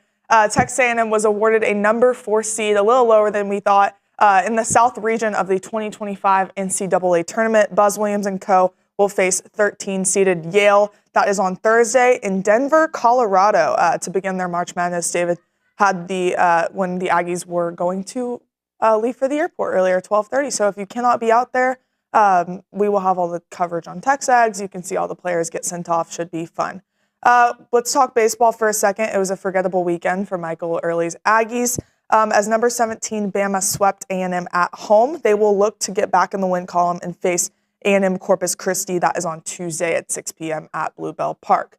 Talking some positives, Texas A&M's Emily Kennedy tossed a one-hit shutout in the 3-0 victory on Sunday to cap off the sweep of number 22 Auburn on Sunday afternoon. The Aggies last swept a conference-ranked opponent on the road was in 2017 against number 22 Ole Miss. So this is a huge mark for Tricia Ford. I believe it was her 500th win on Sunday as well. That program is just doing great things right now, and they will return to Davis Diamond to compete in a 3-game series against Alabama. That starts on Friday at 6 p.m. If you're in Aggieland, make sure you go check that out, because I promise you that program is worth watching right now. Moving over to track and field, Jaya Covington won the women's 600-meter hurdles national title on the final day of the NCAA Indoor Championships on Saturday. That was at the Virginia Beach Sports Center. The women's team overall at NCAA's finished in the meet in 7th with 27 points, and then the men's team placed 10th with 20 points to cap off their indoor season. Women's tennis, dropped its first SEC match of the season versus number 16 Vanderbilt. A&M is currently ranked number 2, so that was an upset for Mark Weaver's Aggies. They lost 5-2. Men's tennis turned over a dominant 4-0 sweep of Alabama to secure its 5th straight win. Thank you, Kay. When we come back, Billy Liucci, I hope, next on TexAgs.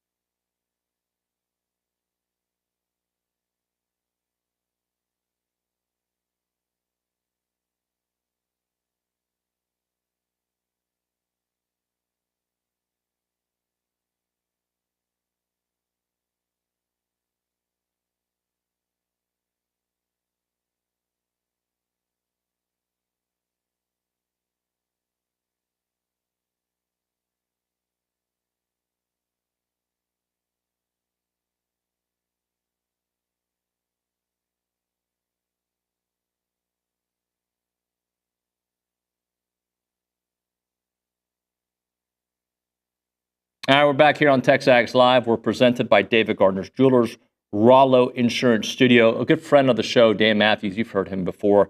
He reached out to me because a couple of his cousins are huge TexAggers. They had a birthday over the weekend, so shout out to Reese and Kelly, who had a birthday. We don't always do birthday shout-outs, but when we think about them, we certainly will. So happy birthday to you guys. Thanks for being loyal listeners, and I hope you had a great weekend. I know from a basketball perspective, it wasn't a great weekend, but I think a good destination happened. From a baseball perspective, not a great weekend, but we had other sports that did well, including Aggie softball that we talked about. Let's go to the Angry Elephant News and Social Center. Carter Adams, tell us, I know the vibe is not good, all right, but just kind of clean it up a little bit. What do you got for us? So there's a lot of baseball talk here in the threads, but we've got some positives. Let's see here. Let me check. Tom St. Martin from Texas says coaching miscues were an absolute guarantee entering the season. It's a classic case of baseball coach learning on the fly and a group of young men buckling under pressure. The team will get better now that expectations are low and no one will want to play them in May. Reminder that Alabama has only one loss all year. They are a really, really darn good team. And I completely agree. I don't know. Like, I legit don't know anything. You're like, why am I listening to you then? Here's because I feel the pain, right? Billy's about to walk in. I understand how we feel as a fan base because I've been a freaking Aggie my entire life, right? Since the late 80s, basically thinking I was going to go to A&M, right? Or I know I was almost going to go to Miami, I know. But I recognize that, like, you have these expectations and you feel down because those expectations are not met. But within the last 10 months of the year, we have had some great moments. Baseball don't know. This is terrible. So I don't know how to kind of massage it other than the team is not at all playing well. You got a basketball team, though, that maybe kind of limped into the NCAA tournament. You rewrite the story now, right? The story now is where you, contrary to what Buzz said, and by the way, I don't disagree with the way he sees things, but like for us, you want to be optimistic, win a couple games in Denver, and I think it fixes a lot of the vibes around here. With that, Billy Liucci is in studio. Hi, Billy. We got green behind us. You're wearing green MMA shirt. And I accidentally wore green. It was an accident? Me, yeah, I just, St. Patty's Day to me was Saturday. That's where I'm a big partier, so I was going to do it tonight. There was a big weather scare this weekend in Nashville. It was like this deal where the weather people, they get a little crazy. Yeah. Buddy, trust me, I come from that world. And it was supposed to be and I don't like making light of it too much because there were really bad storms through Mississippi. But the amount of fear-mongering that does tend to go on, there's like a fine line to me between trying to have everyone prepared and safe, and the more the better. But this was like over the top. They were saying these were going to be the biggest storms since, I kept seeing 2011, which I think is might have been when the SEC basketball tournament went in Atlanta, where they had to stop the games because the building they were afraid it was going to break or whatever.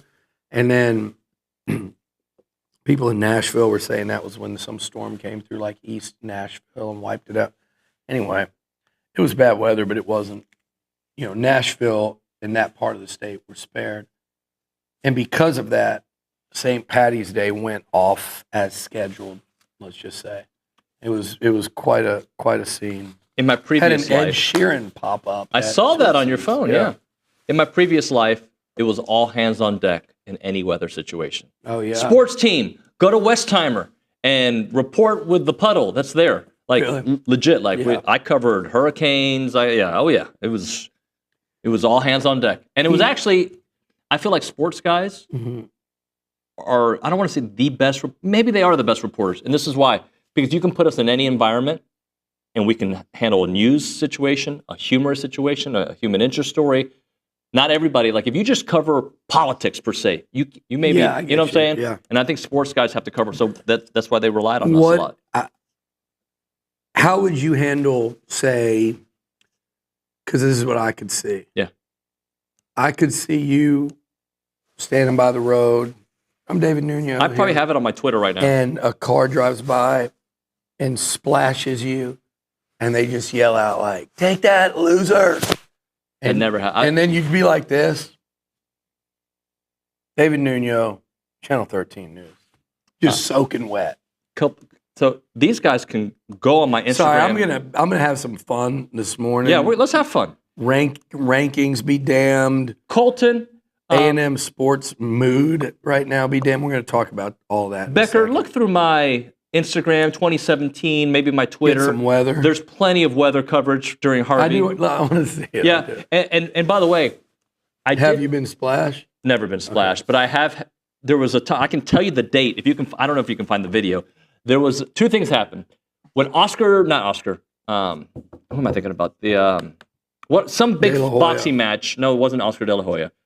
Some big boxing match at Minute Maid Park. I was reporting out. Oh yeah, it was Canelo. It was Canelo. Yeah, it was Canelo. And I was reporting outside, and people were messing with me as we were coming off. And there was a moment where I was like, "What's up, son?"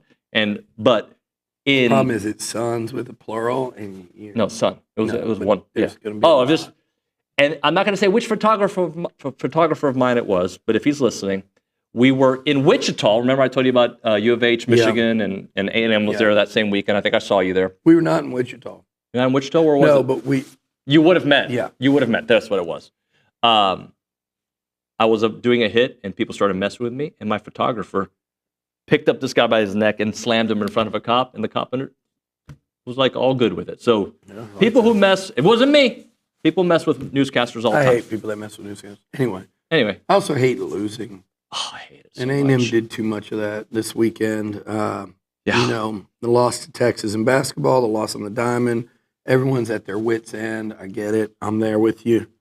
It wasn't just loss in basketball. It was you lost to Texas.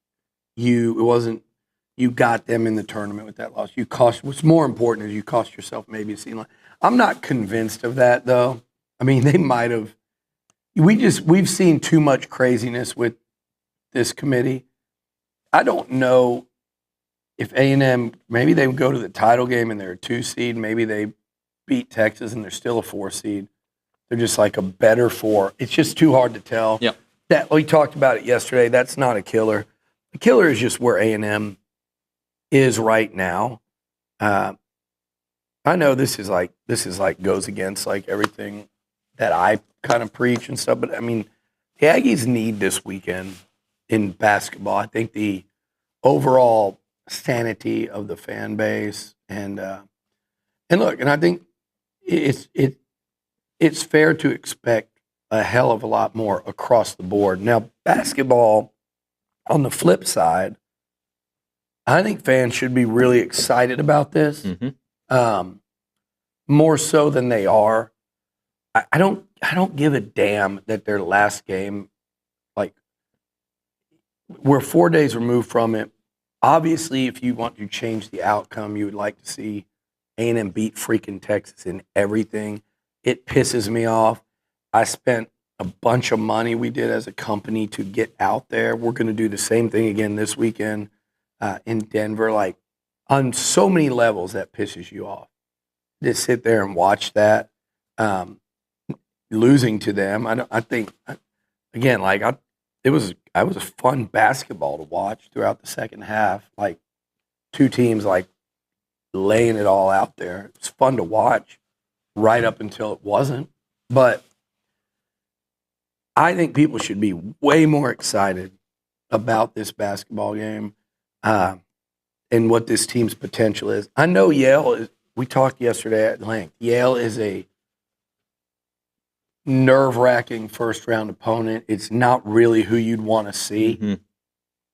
By the same token, UC San Diego might be twice as hard to beat. A&M might beat Yale, lose to UC San Diego. They might be a Sweet 16 Cinderella that the whole country jumps on. That happens every year, sometimes with multiple teams. Maybe they're that team. Maybe we're worrying about the wrong opponent this weekend. But Yale's a tough first opponent, matchup-wise. Michigan, it feels like a coin flip. But, oh, by the way, you're playing a team that ended up the hottest team in the Big Ten. You know, they beat some really good teams to win that tournament. It's a tough draw. It's nothing you should complain about because you hurt yourself going 2-5 down the stretch, and it's not like some type draw where you should feel like, man, they handed us a no-win situation. I don't think it's that at all. I think there's a real chance A&M gets out of this and goes to the Sweet 16 for the first time in what, 7 or 8 years. They've got a real shot this weekend. So fans, when you're looking at this basketball team, I feel like they've been a lot louder when Buzz and this crew is going 2-5 down the stretch, including a win over number one, that now every Aggie I see thinks A&M has no chance to beat if they play them, including a win over that team. But 2-5 down the stretch, and everyone was a lot louder then than they were through the whole course of this season. And this season made you what? The 13th best team ranked team in this 68-team bracket. There's reason to be excited and look forward to this NCAA tournament outside of filling out your bracket. Team's a 4 seed. I mean, they're not a 1 or 2. They're a 4 seed, which I think only, is it twice ever that A&M's been higher seeded? They've twice been a 3 seed.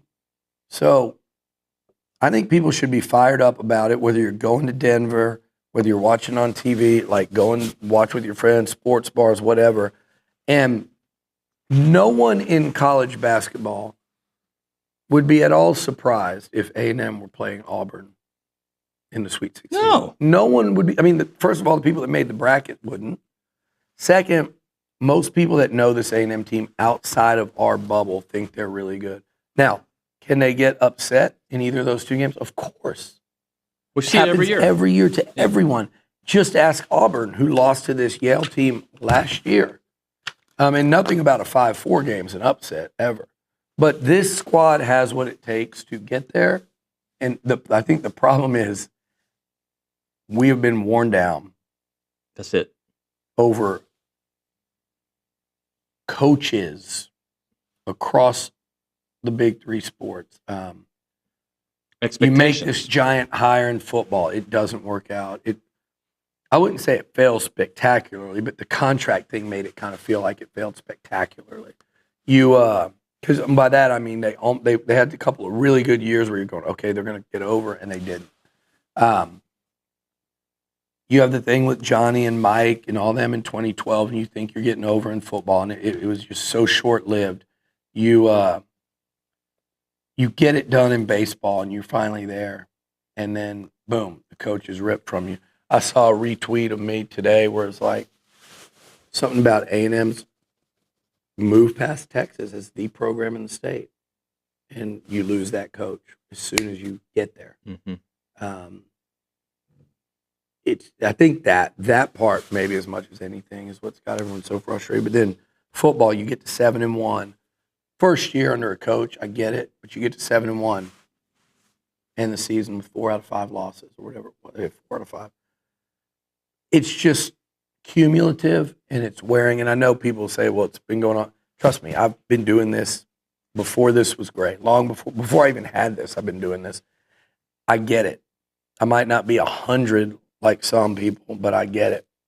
You know, that's it. Like it's been a grind, and now you've got Texas coming in, has compounded it when you lose to the Longhorns and anything. So it's adding to all that frustration. When you look at the baseball rankings today.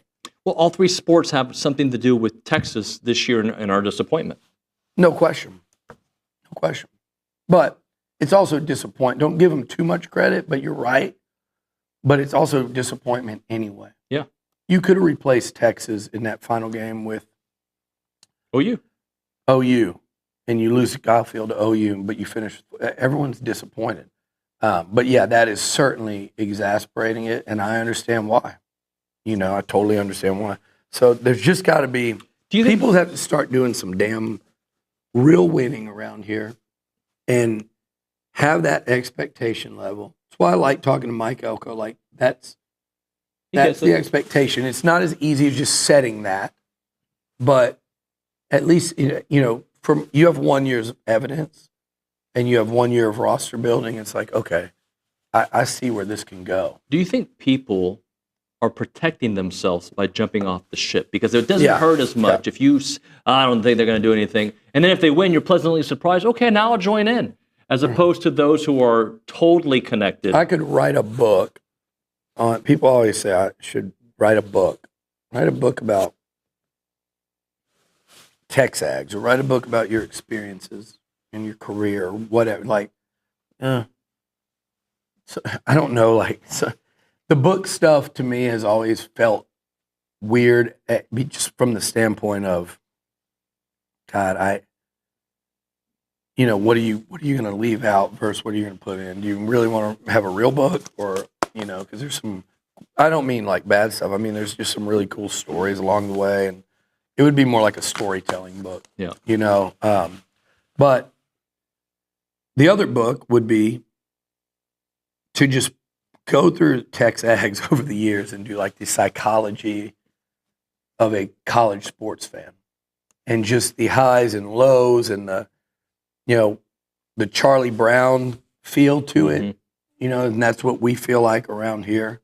But what I don't like is when people say like Brawny or me or you or Gabe before that or whoever, like, we're not Lucy.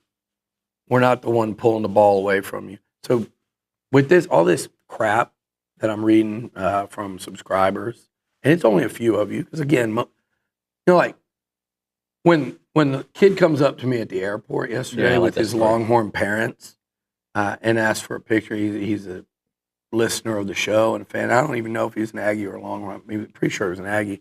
I think the brother was a Longhorn. He was an Aggie. Comes up, and it was his little brother. I hate that, but it was. The kid comes running up, and he's awesome, and take a picture. Like, that makes up for 1,000 of your crap comments if you're one of those type people. So you can do that for all you want, but there's a 1 to 1,000 example. You're never going to win that battle of making this like not fun and enjoyable, because it is, even in times like this. But when it comes to going after Brawny or Richard or you or whoever,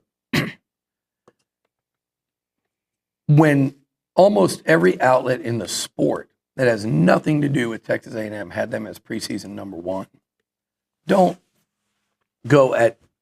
take your frustrations out on the people that are trying to keep you informed and doing a great job of it day to day. Now, the other complaint will be, we'll be more critical of it. We're going to be, and you should be, because it's been a terrible start. Forget about, it doesn't matter, baseball, right? It doesn't matter that they were preseason number 1 when you're analyzing how this team has performed. They could have been unranked, and this is just a terrible performance to start the season. The ranking just makes it feel worse. Clearly, they were overranked. Injuries have taken a big toll on the lineup.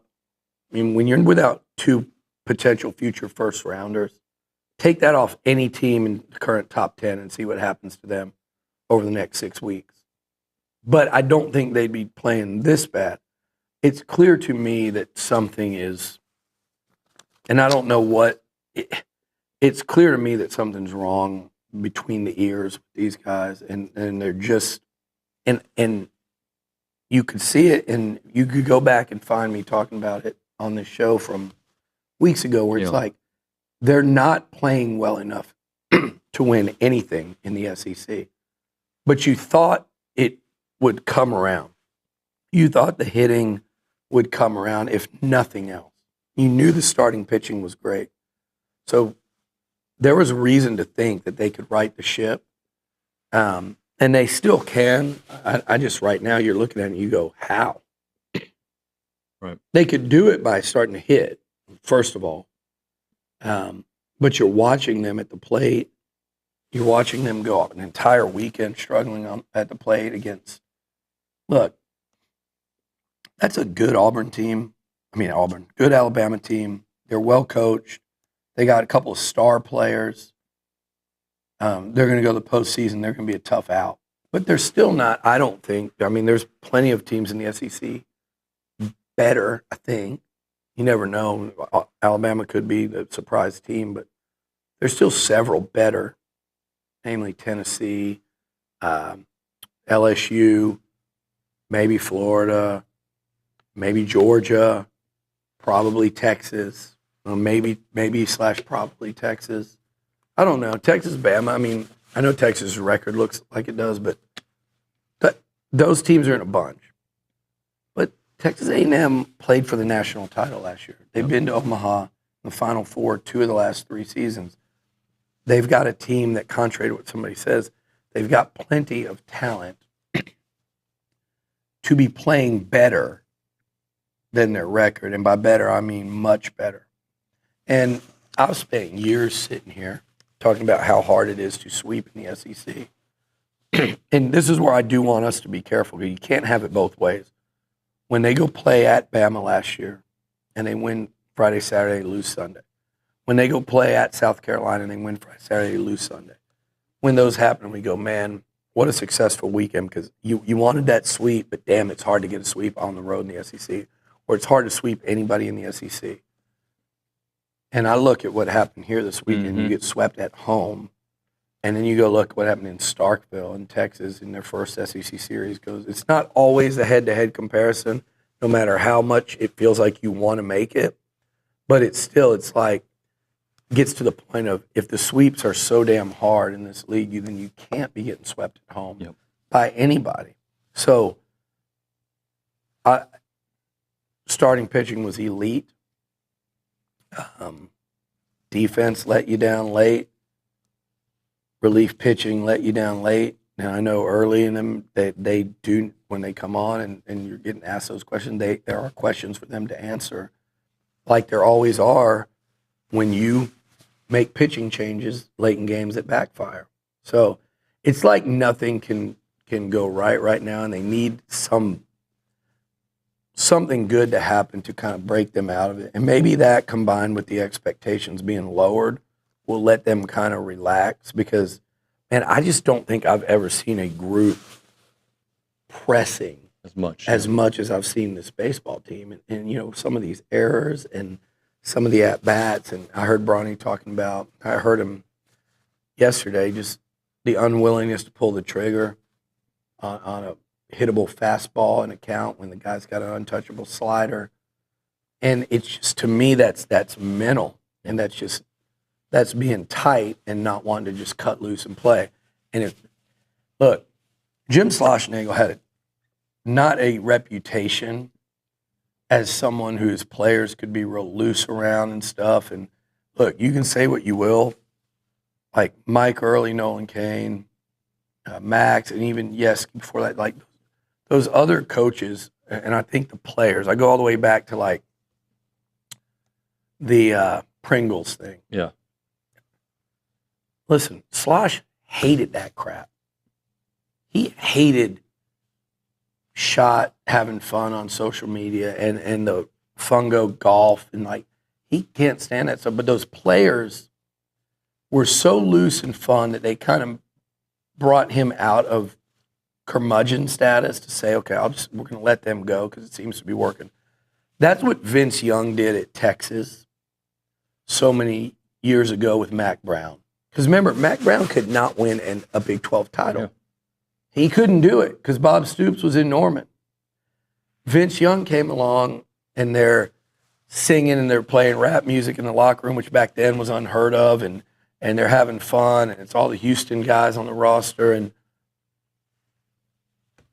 Mac let his guard down. The team played loose, and they won. And you go back to A&M in 2012 and that team and how much fun. Like, you have to have fun and be loose. And I'm not saying that Early and those guys don't want them to have fun. But you can't play the game that stressed and that tight.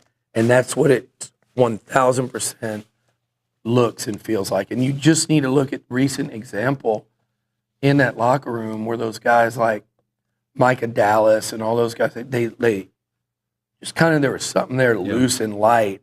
And right now it sucks because it would be hard to imagine like going in there as a player today and trying to, how do you turn it like as an individual or even a couple guys say, hey, let's have some fun. They're trying like shaving their heads and they're bringing back the fun, go golf. But it's got to happen on the field. And I'll tell you this, I think they had an opportunity to do it this weekend because the pitching held them so much in check. And it really wasn't going to take a whole lot of offense to win that series. That's what sucks about it. It wouldn't have taken a whole lot of offense to beat a good team and have a ranked series win to open SEC play. They let an opportunity get by them this weekend for sure. If you're looking for a reason to come back to Aggieland or are already in Aggieland, you should consider reaching out to the Association of Former Students. If you're looking for a new job, they're looking to hire professionals to join their team. They typically have openings in several different types of departments, maybe fundraising, former student programs, communications, marketing, and much more. They're the nation's premier alumni association and the oldest organization serving A&M in support of that Aggie network. They play a part in every Aggie story from Howdy to here. Don't miss opportunities to help out the association with Howdy Socials, Aggie Rain Day, class reunions, Aggie Muster, and everything in between. Join a team that exemplifies those Aggie core values of excellence, integrity, leadership, loyalty, respect, and selfless service, all in support of that worldwide Aggie network. If you're interested in joining the team or sharing with someone who would be a great fit, please visit tx.ag/association jobs to apply and get more information on each position. It is the Association of Former Students.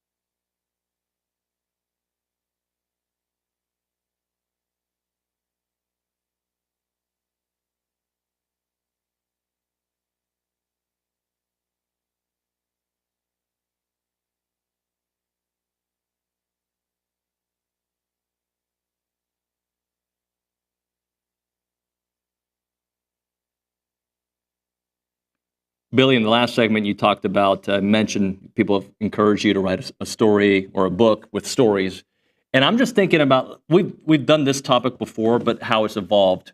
The 30 for 30s that could be written on A&M that would be not just of A&M viewing experience, right? People around the sports world would be tuned in to the 22 class, to Schloss baseball thing that is still ongoing if you think about the demise. Yeah, that story, you don't like, this is the chapter you're wanting to skip. Right. But it's like, you wouldn't believe it. It's far from over for any number. You know, A&M's, I think getting a taste of being that great in baseball made you realize, like, where this thing could be. Mm-hmm. And I think they're going to figure out whether, you know, Mike Earley, or over time, they're going to figure out how to get that back. They're not going to just give that up willingly, because that's too special here. It's too special here. And so they'll figure it out.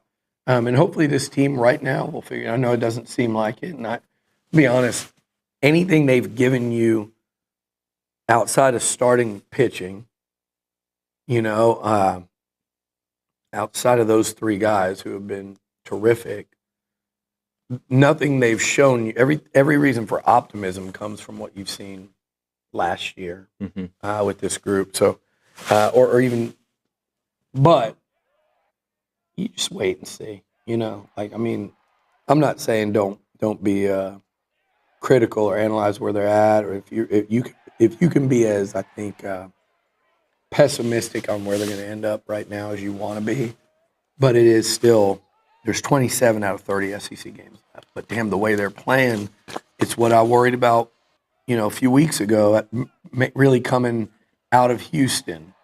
It's like, man, if you guys don't start playing better, you're not only not going to win a lot of SEC, you're not going to make the tournament.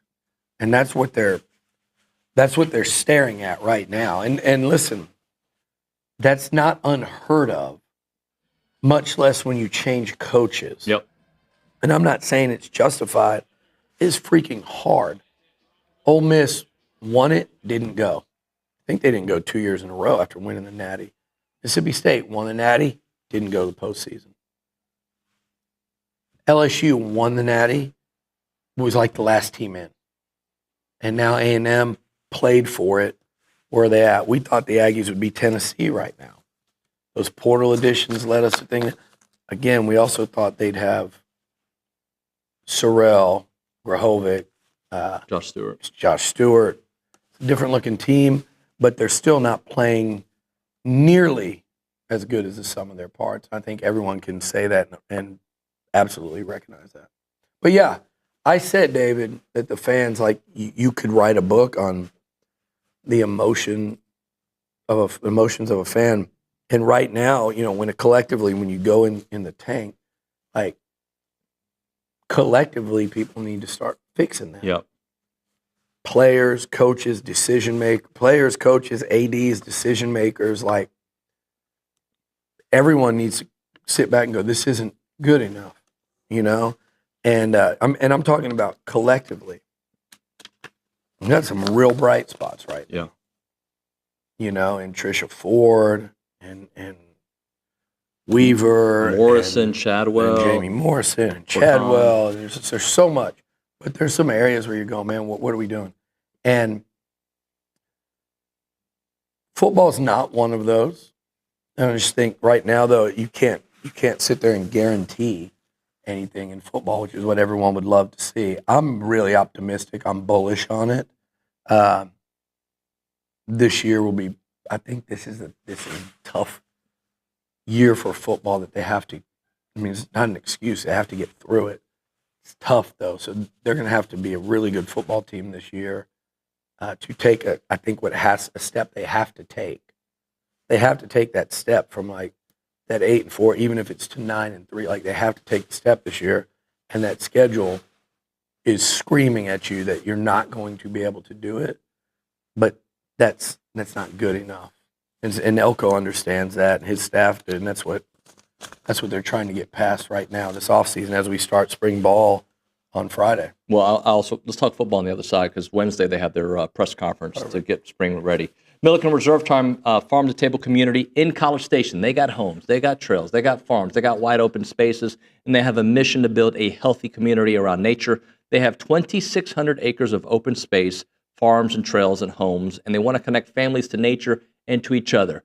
There's nothing better than being outdoors and hanging out with your kids, throwing the ball, jumping rope, climbing trees, fishing, hiking, biking, you name it. You can do it all at Milliken Reserve. You don't even have to live there. It's just a great area to go hang out with your family. It is Milliken Reserve. You can also see the beautiful neighborhoods, the creek, the hollow, the meadows, all at millikenreserve.com. That website again, millikenreserve.com.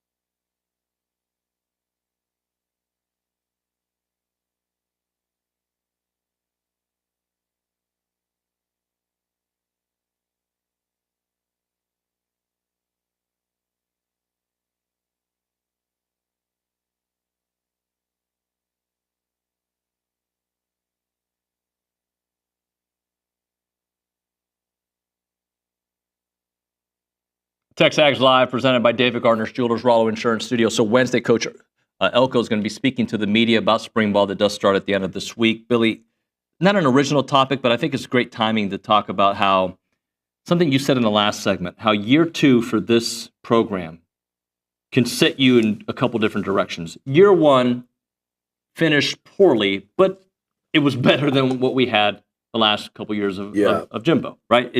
You're in the mix in November, what you've asked for. Now you got to stay in the mix in November, right? But year 2, to me, people will look at results, right? So if you go 7-5, people are going to say it's a huge step back, regardless of how you got there. That's why, to me, this year sets up this program for what the next couple will look like. And look, it's not murderer's row. This is not. It's an SEC schedule. Year 2 under Jimbo, they had to play at Georgia. Clemson too, right? They played at Clemson. And keep in mind, like, that was number 1 Clemson. Georgia, I think, might have been number 1 at some point that season. I think when you played them, they were number 3, maybe 4, 3 or 4 when you played them. So they had to play Alabama. Mm-hmm. So you had, and Bama was number 1 when they played them. LSU? And you played LSU was number 1 when you played them. You played 3 number 1s. You played 4, and then Auburn was like number 8 when you played them. Played 5 top 10 teams, but you played 3 number 1s, and you played 4 teams that were legitimate national title contenders. Let's just put it this way. In year 2, Jimbo coached against Nick Saban, Dabo Swinney, Kirby Smart, and Edo, but the best college football team maybe of all time. That was year 2. This year 2, I think you're in a much more tenable situation because we've talked about it. Some of the games that are going to define your season, so you'll play a top 3 preseason Texas team. You'll play an LSU team that'll probably be on the back end of the top 10. And then South Carolina at home, Auburn at home, Florida at home, at Arkansas. These are the ones that will like define your season. Then you're at Notre Dame. So Notre Dame and Texas and LSU, but that's nothing compared to what I just talked about. Only one of those teams is going to be ranked in that rent district. But it's a tough schedule. Like Lagway, Sellers, Nussmeier, Arch Manning. Like, your defense had better be on point. Your defense had better be good because you're going to play some really good quarterbacks this year. But I don't think you're going to be playing. I don't think Notre Dame is going to be as good as they were. I think you're going to be playing one team that, from just an across-the-board talent standpoint, is problematic for you, and that's probably Texas. None of those other teams, I think, I mean, Auburn's wide receivers versus your DBs could be a real problem. Sellers and his ability to run could be very problematic for your defense. But, I mean, just across the board team-wise, I think A&M's taken a nice step forward in upperclassmen, NFL caliber talent. Still not there yet, but I don't think you look at that schedule and go, we shouldn't be able to match up with any of these teams, especially when you get those games at home against the teams I mentioned that are kind of in your lane heading into the season. So, I mean, there's a real opportunity this year to exceed expectations versus not live up to them. Let's put it that way. Well, and also, I still think we all, as an industry, I'm talking media, are adapting to this world of college football, or college athletics, where NIL does change the product, right? How does a team react with all these new players? 1 year, Ole Miss was all world. Then they added some players, and they were a step below what they were expected to be. Texas, will they have 2 years in a row where they're able to replenish what they lost? Possibly. Notre Dame last year, they get the quarterback, but now they're replacing a lot of a team that went toe-to-toe in the national championship game. So, we don't know what we don't know. Yeah, and with A&M, I think what you don't know is what's Marcel Reed's jump. What you don't know is what do guys like Concepcion and Craver do to the wide receiving core. A couple of really exciting additions. and based on what I'm hearing, what they've brought to the table there, defensively, what you don't know is what kind of impact does Mike Elko taking him completely into his own hands? Not completely. I'm talking about calling the shots on game day. What impact does that have? And what you don't know is I think the biggest unknown on this football team this year will be the defensive line, because it's scary of what they're losing. But they also didn't close out the year playing at a really high level. But then you also have to ask yourself why. I think coaching needs to be better. I think maybe motivating those guys. Maybe they had their eyes on the NFL. I don't know. But now you look at a group, and I'm telling you, if you see them all, we've seen them come through here, and I've heard what's going on in the weight room and in the off season. It's a really impressive group. It's also a very unproven group. But Cassius Howell flashed it a lot. You see him in that bowl game. DJ Hicks, 5-star recruit. He's kind of bided his time. He's shown it in spurts. Now he's going to start. Albert Regis, you talk to anyone in that program, they think he might have been their best one last year. He's 1 year and he's going to the NFL. Probably, I'm not saying he's not going to be one of those high rounders. He's going to get drafted. 4th or 5th round. Yeah, he's a middle round draft pick probably. And then Rylan Kennedy. I mentioned Nussmeier. You saw him get a big sack in that LSU game. He really flashes off the edge. And then there's the excitement of the transfers. You kind of got 3 pass rushers. You went out and got one from Florida. You got one from Georgia. And you went and got one from Colorado that no one's talking about that I think can round out some real depth there as well. Yep. So, and Marco Jones, who a lot of insiders are telling me, do not forget about the potential of that freshman on the D-line starting. He's that good.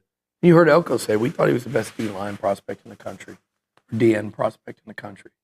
So by their estimation, I'm not saying he's Myles Garrett. I think that's unfair, but any year in college football, if you're losing your sitting starters at both end spots, and you bring in a guy that your staff believes this guy's as good as any DN prospect in the country that we have evaluated out of high school, that guy could very well start on your defensive line. You look just this past year, different type player, but Texas and Colin Simmons. I don't even know how much he started. He was an impactful true freshman. So it doesn't have to be to the level of Myles, but if you thought that of that guy, then in your mind he's a high round, first round talent, and there's an opening, he's going to have a real chance to start. All right, let's hit a break here, and we still, we can also talk about what Coach Elko has done historically in year 2 at a program. We'll hit a break. We'll come back with a short final segment. It's TexAgs Live.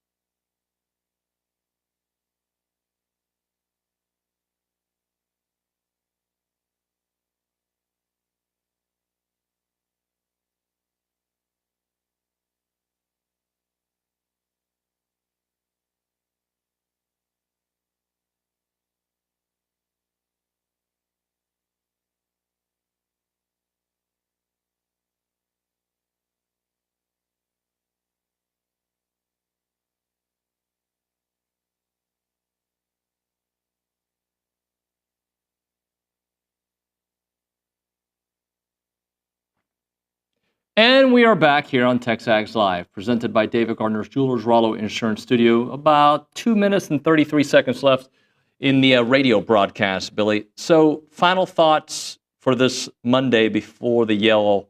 Well, we have all week to get ready for Yale till Thursday, but for a Monday, what A&M is vulnerable at is giving up threes. Yale's very good at, but I just don't think physically and athletically they've.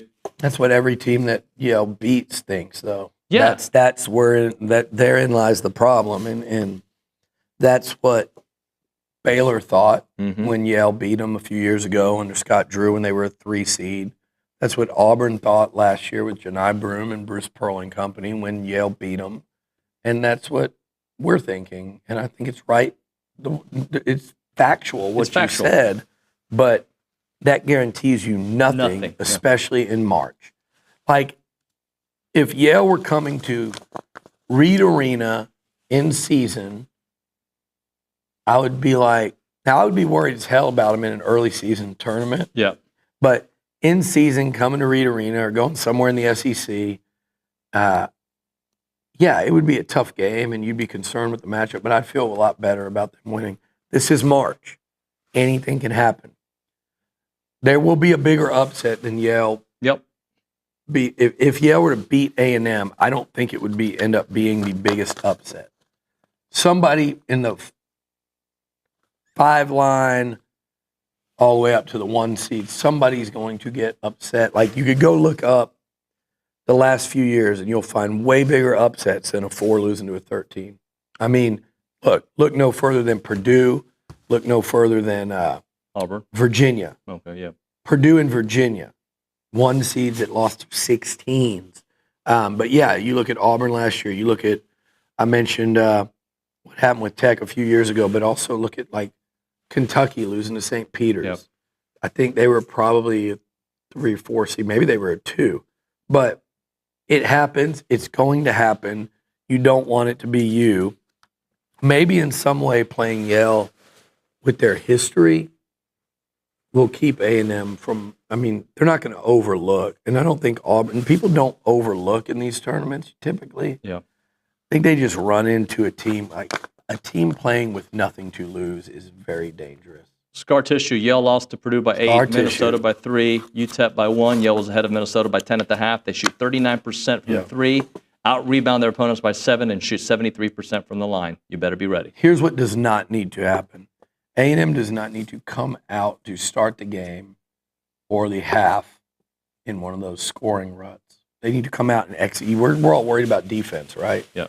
They need to come out and execute and make shots or get fouled, which I think would be really significant, is to get fouled by these guys consistently. They need to make shots or get fouled early in both halves. Because the way they bang threes, you could look up and you could be playing from behind early. And that's where A&M, I think, gets themselves into trouble. And you look at that Auburn game a couple weeks ago, and they jumped out, and they held control of that game throughout. You look at even the Tennessee game. They got out like, was it 6-0, and they kind of 8-2, and then it was right there at halftime, and it stayed right there the whole game. Like, the key to the Aggies is going to be, I think, the first 10 minutes or so of this game. Like, just make it clear that you're going to be more physical, that you're not going to be lax on defense, and you're going to contest 3-point shots, and that you're going to score. Look at that Nebraska game last year. Yeah. That is, A&M came out, they hit shots, they were locked in offensively. Yes, they were. Offensively, they were locked in, and they looked terrific. Wade took that matchup, I think, very personally. Yeah, but basketball-wise. Yeah, but then, like, offensively, they were locked in against Auburn 2 weeks ago. Offensively, they were locked in the SEC tournament last year in lighting up Kentucky, lighting up Florida for the first 30 minutes of that game and finishing with 90-something points. They need to be locked in offensively in Denver. If they are, they will be playing in Atlanta next week. And I think we focus so much on the defense and the rebounding because that is this team, what they do best. and they do it better than most. They do have a calling card. I don't think you can advance in this tournament very far without like a calling card. And it also helps to have 8 seniors. I heard Buzz's statement yesterday. I think there's a little more context to it than that. You know, I think there's a little more context to it than that, and you listen to it further. I think Buzz is just very attached to his teams and this team, and he doesn't want to lose sight of like the journey. But it's silly to think. I know people don't like quotes like that, and again, I think there's a little more if you listen to the answer and then hear it. But I think he's just worried about this kind of special group to him, and I think to A&M regardless. Yeah. You know, like A&M fans love that group of players, and they will no matter what. They're going to be remembered really fondly. I'm of the opinion, though, I want them to be remembered more fondly. I want them to be like legends here. They've done everything but. Right. You know, like, or not everything. You win a ring. I want them to be like, I want that for them. Doesn't matter to me or us. Like, it'll be fun for us for a few weeks to follow a run, but I want that for them because they can do it. I'm not saying go win a natty. Unfortunately, the bar has been set for this program, this Aggie basketball at the Sweet 16. They've not gone further. Worst teams in this one often have gone to that round of 8. Often and recently have gone to that round of 8. And just if you want to say like lower than 4 seeds. It happens all the time. I'd like to look it up during a break or after the show. It happens all the time. This group can do it. We know they can. We look at this bracket and you go, Yale, Michigan, oh, Auburn, yeah, really tough. We beat them 10 days ago. They've lost 3 out of 4. They had a really bad tournament experience last year. You're 6-2 again. Yep. Your head coach is 6-2 against their head coach. Like, this is not some lost cause going into it. So what he's talking about, I think, is different, and it comes off as, man, if you think there's anyone in this tournament that's preparing harder and wants to win more, I'm not saying there are others that aren't preparing as hard and want to win as much, but they're doing 100% of what they can do, committed to winning on Thursday and winning on Saturday. I don't really care about a quote, and at first I did. I was like, ugh. And then you go listen to it. You're like, and you understand Buzz, and he's just trying to protect the nest, and that's just his nature. That's always what been he his does. nature. Yep. And you can not like it in that quote, but you got to understand, like, there's a lot of good that comes in that, and however far they get, it's because due in large part to that.